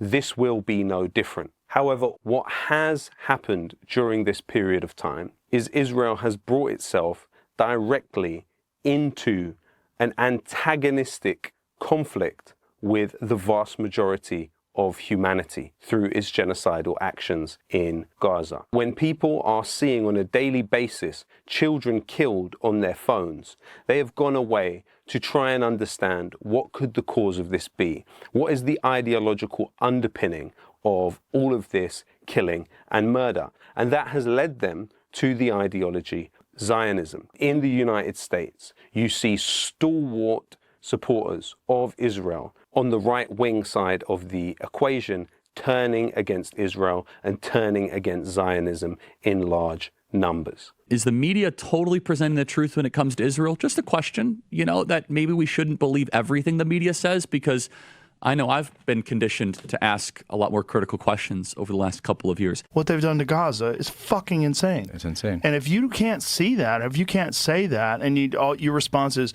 Israel has the right to defend itself. Like, what are you talking about? Against what? Children? I would literally rather saw off my own foot than support Israel ever again, by the way. Never supporting that demonic nation ever again. That's like... Oh my God! I can't believe she said that. Don't say that, Candace. God damn it, that's anti-Semitic. That's anti-Semitic, okay? Now, she is an actual anti-Semite. I'm so off that train. It's crazy. I feel like America's just like, it feels like we're just owned by Israel, And we just never knew it. I thought we owned them. That's what I thought. Uh-oh. Bibi's running around, this is a fact, I'm not guessing about this, is running around the Middle East, his region. By the way, I mean, this is why the right wing has, this is, how do I put this? Regular people could see what's going on in Gaza. And then these right-wing influencers, they follow their base. They follow their base. Whereas on the Democratic Party side, it is, I must discipline my base. You're criticizing my precious politician? Oh my God, you want the Republicans to win. How dare you? And meanwhile, on the far right, they're all following their base. This is why the Democrats are in dire straits, because you're not allowed to speak the truth, because God forbid you fucking criticize a Democrat. Now, these guys are disgusting anti-Semites and bigots, and yet they're seizing the moral high ground over Kamala Harris. That is disgusting. In his own country and telling people point blank, just stating it, I control the United States. I control Donald Trump. It's too humiliating. I can't handle that. Israel has woken the world to the horrors of the Zionist practice upon Palestinians, and people will never go to sleep. But also, the story of Palestine is not simply a story of unchecked Zionist power. Actually, it's the story of a refusal to die. The Palestinians have not been defeated. In fact, they are victorious. Palestine was supposed to die in 1948. It didn't. Palestine was supposed to die across the last 2 years in Gaza. It didn't. The Palestinian resistance has taken its place alongside the Viet Cong in Vietnam, the French resistance in World War II, the Warsaw Ghetto Uprising, the heroes of the Irish who refused to bow to 800 years of British colonialism, and all free people of the world, the majority of humanity, support the Palestinians' right to armed resistance as an occupied people. So what do we see today? We see Spain, which has a history of warm relations with Israel, now engaging in a full arms embargo with the Zionist entity. You have Greece and Italy brought to a full standstill by unions in those countries, refusing to cooperate with government diktats vis-a-vis the Zionist entity. You see the majority of states in the world taking positions in the United Nations which are at odds with Israel. The victory that this represents is that Israel's genocide is having to disguise itself and hide in bureaucratic. It is no longer able to pursue this genocidal war in the naked way it was before, and with the support of key propagandists that it could rely on for many decades previously. When you look at this recent peace deal, what has been agreed upon is not the full withdrawal of Israeli forces Gaza. Instead, what you have is the vague promise of an agreement by Donald Trump acting as the guarantor of this deal that Israel will withdraw to particular points within Gaza, the specifics to be agreed upon at a later date. In addition to the release of 20 Israeli prisoners of war and captives within Gaza, in exchange, there should be around 2,000 Palestinian prisoners released, with several hundred of them those who received life sentences. What you also have is Israel now obligated to allow the delivery of around 600 trucks of aid daily. Implicit within that is the acknowledgement that Israel has been using food as a weapon of war. That is a key characteristic of genocide. The people of Gaza are celebrating a ceasefire agreement which could finally offer them respite from the daily bombings of every single hospital in the Strip, from an entity that left children on incubators to later be discovered by a journalist. What happened to the journalist that made that discovery? Mohammed Baaloushi, that discovered the rotted corpses of babies. Eventually he himself was killed too. The reverberations of Gaza and Israel's genocidal campaign there will be felt for decades to come. Those reverberations have entailed the changing of laws in other countries, the imprisoning of 33 political prisoners in this country now for their... I think one of the things that really concerns me about this is going to cause another bout of anti-Semitism, because these institutions of you can't ever criticize Israel, like, that's gonna backfire, man. And the more and more people associate Israel with Judaism and say they're one and the same, the more you're going to get a backlash against it. People don't like to be told they can't criticize something. That's one of the reasons why the right has been so effective at attacking the left, because so many people have been told they can't criticize this shit. They can't criticize X, Y, and Z thing. And even when they're wrong, being told they can't speak creates a ground for the far right to grow.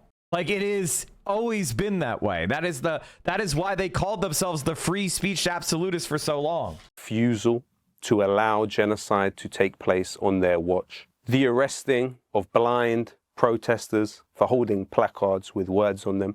The arresting of a young man for holding a magazine which has these now criminal words on the cover of it. This is the authoritarianism that Israel's genocide has unleashed on the rest of the world. We have seen heroic support from billions of people across the world to the people of Gaza. We have seen people from wide and far cling onto the hands of those in Gaza and refuse to let them go. But what we have also seen is an unprecedented servility among the political classes of the world who have been materially involved in this genocide in Gaza. Do not allow them to rewrite history.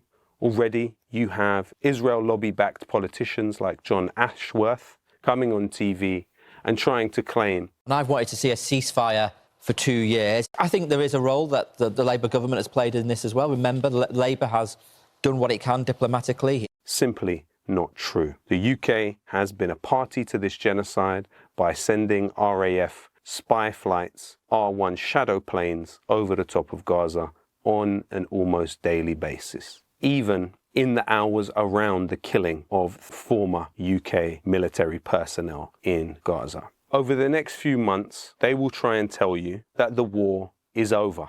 Genocide in new clothes. They will try to assure you that there are legal processes playing out to establish the facts of what did and what didn't happen in Gaza. Do not allow them to treadmillize you and to nullify your aversion to this human suffering.